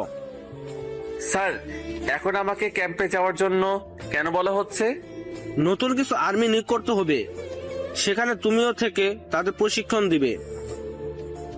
স্যার, আমার পরিবর্তে অন্য কাউকে দিলে হয় না? জেনারেল স্যার বলেছেন। কবে আসতে হবে? আগামীকাল। সাথে তোমার টিম মেট্রোরাও থাকতে হবে। Yes sir. অপেক্ষা করছি তোমার জন্য। জি স্যার। ইচ্ছা না থাকা সত্ত্বেও আমাকে ক্যাম্পে যেতে হবে, কারণ আমার প্রিয়জনদের ডেকে চলে যেতে হবে। ভাবিকে ফোন দিয়ে রুমে গিয়ে কিছু সময় ভাবলাম। জান্নাতকে ডেকে রুমে আনলাম। কিছু কথা ছিল। হ্যাঁ বলো। আগামীকাল যেতে হবে। আসবে কবে? 6 মাস কিংবা 1 বছর। এতটা সময়? প্লিজ মন খারাপ করো না। অনেক মিস করব। ফোন ব্যবহার করতে দিবে? দিবে, কিন্তু তোমার সাথে কথা বললে সবকিছু ভুলে যাই। যদি প্রশিক্ষণে ভুল করে ফেলি। ও দিনটা কোন রকম কাটিয়ে জান্নাতকে বিদায় দিয়ে বাস স্টপ থেকে সোজা ক্যাম্পে চলে আসলাম। 6 মাস পর দিনগুলো ভালো কাটলেও খুব করে ভালো কাটেনি। আব্বু আম্মু ভাইয়া ভাবি আর পাগড়িটাকে রেখে 6 মাস কাটিয়ে দেওয়া মিস করলেও কষ্ট হয়নি, কারণ আমরা যে বাংলার সৈনিক। তবে আসার সময় অনেক দিনের ছুটি নিয়ে রওনা দিয়েছি। পাশের সিটে ইপ্তি বসে আছে, তবে দুজন শুধু মনের সাথে কথা বলছি। যদিও 6 মাসেও আমাকে ছাড়তে চাইনি, কিন্তু অন্য একজনকে সিলেক্ট করার জন্য আমি মেজর স্যারকে বলাতে আমাদের টিমকে ছুটি করে দেয়। বাসায় এসে কলিং বেল বাজাতে আম্মু দরজা খুলে দিল। আম্মুকে জড়িয়ে ধরে বললাম, কেমন আছো আম্মু? হ্যাঁ বাবা, ভালো আছি। তুই সেখান থেকে আমাদের কেন কল করিস না? সমস্যার জন্য আম্মু। তোর সমস্যাটা কি আজ অব্দি সেটাই জানলাম না। অন্যরা কোথায়? ভিতরে। চলো। হ্যাঁ আয়। সাথে বাসার ভিতরে আসতেই সবাই রুম থেকে বাইরে চলে আসলো। কিন্তু অবাক করা বিষয়, সবাই আসলেও জান্নাতকে দেখতে পাচ্ছিল না। আমাকে দেখে ভাবির বুকটা ফ্যাকাশে লাগছে। সবার মুখে টুকটাক কথা বলার পর ভাইয়াকে নিজের রুমে নিয়ে আসলাম। কিরে, এভাবে নিয়ে আসলি যে? জান্নাত কোথায়? ওর বাসায়। আমাদের এখানে নাই কেন? জান্নাত নিজে থেকে আসতে চায় না। কেন? জানি না। তুই বাসায় গেছিলি? না। তাহলে বলছিস যে? অরিতা বলেছে, তবে আমি ওদের বাসায় গিয়ে জান্নাতের সাথে কথা বলতে চাইলেও আমাকে বারণ করে। এটার জন্য অনিতার সাথে মাঝে মধ্যেই ঝগড়া হয়, তাই আর বলি না। চল। কোথায়? ওদের বাসায়। এখন? হ্যাঁ এখন। কিন্তু আমাকে হ্যাপি দেখতে চাস? ঠিক আছে চল। কাউকে কিছু না বলে দুই ভাই জান্নাতের বাসার উদ্দেশ্যে রওনা দিলাম। বাসায় এসে কলিং বেল বাজাতেই আন্টি এসে দরজা খুলে দিল। তোমরা এখানে? জান্নাত কোথায়? রুমে আছে। ওকে, নিচে আসতে বলুন। তোমরা বসো, আমি আসছি। আন্টি আমাদের রেখে উপরে চলে গেল। প্রায় 10 মিনিট পর নিচে আসলেও এসেছে শুধু একা। মা, জান্নাত কোথায়? ও আসতে চাইছে না। ভাইয়া তুই থাক, আমি আসছি। বুঝিয়ে কথা বলবি। দৌড়ে রুমে এসে দরজা নক করলাম। কয়েকবার দরজাতে মারার পর দরজা খুলে আমাকে দেখে আবার যখন বন্ধ করে দিবে, তখনই হাত দিয়ে ধাক্কা দিয়ে দরজা খুলে রুমের ভিতর গিয়ে ঠাস করে 2 থাপ্পড় মেরে দিলাম। সমস্যা কি তোর? বাসায় তুই যাস না, ভাইয়া আসতে চাইলে তোর আপু আসতে দেয় না, এখন তোর মা তোকে ডাকাতেও তুই কেন নিচে আসছিলি না? জান্নাত চুপ হয়ে আছে। তোকে চুপ থাকতে বলছি। সরি সমস্যা কি সেটা বল। নিলয়, আমি প্রেগনেন্ট। প্রেগনেন্ট মানে? হ্যাঁ, আমি প্রেগনেন্ট। কথাটা শোনার পর কেমন জানি মাথাটা ঘুরতে শুরু করে দিয়েছে। ওর পেটের দিকে তাকিয়ে দেখলাম অনেকটা উঁচু হয়ে আছে। এমন কোনো কিছু কখনো আশা করি নাই। তবুও নিজেকে স্বাভাবিক করে শান্ত কণ্ঠে বললাম, সন্তানের বাবাকে।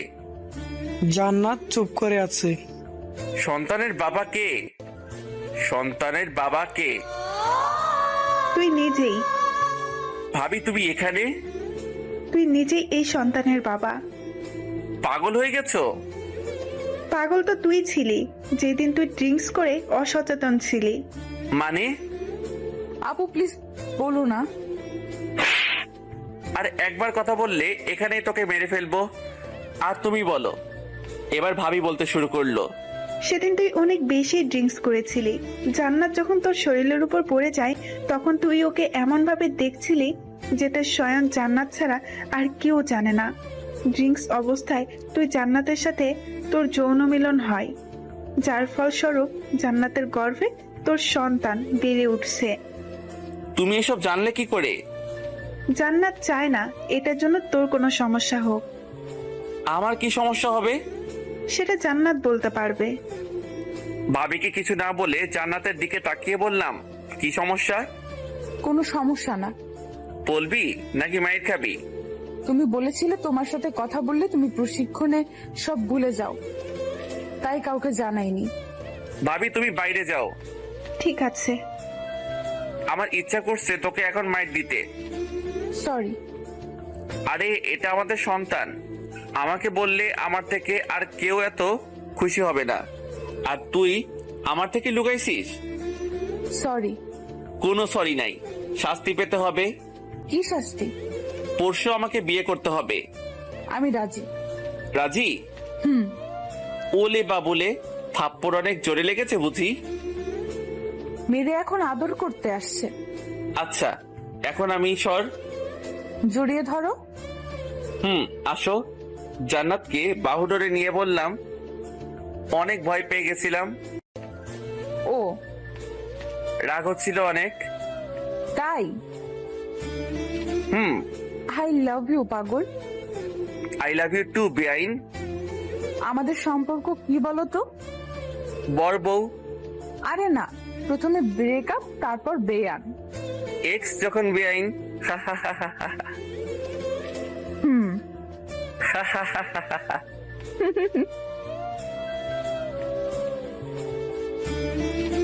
সমাপ্ত। সম্পূর্ণ গল্পটা কেমন লেগেছে জানাবেন। ভুল হলে ক্ষমা করবেন। আর সবাই গঠনমূলক কমেন্ট করবেন। আল্লাহ হাফেজ।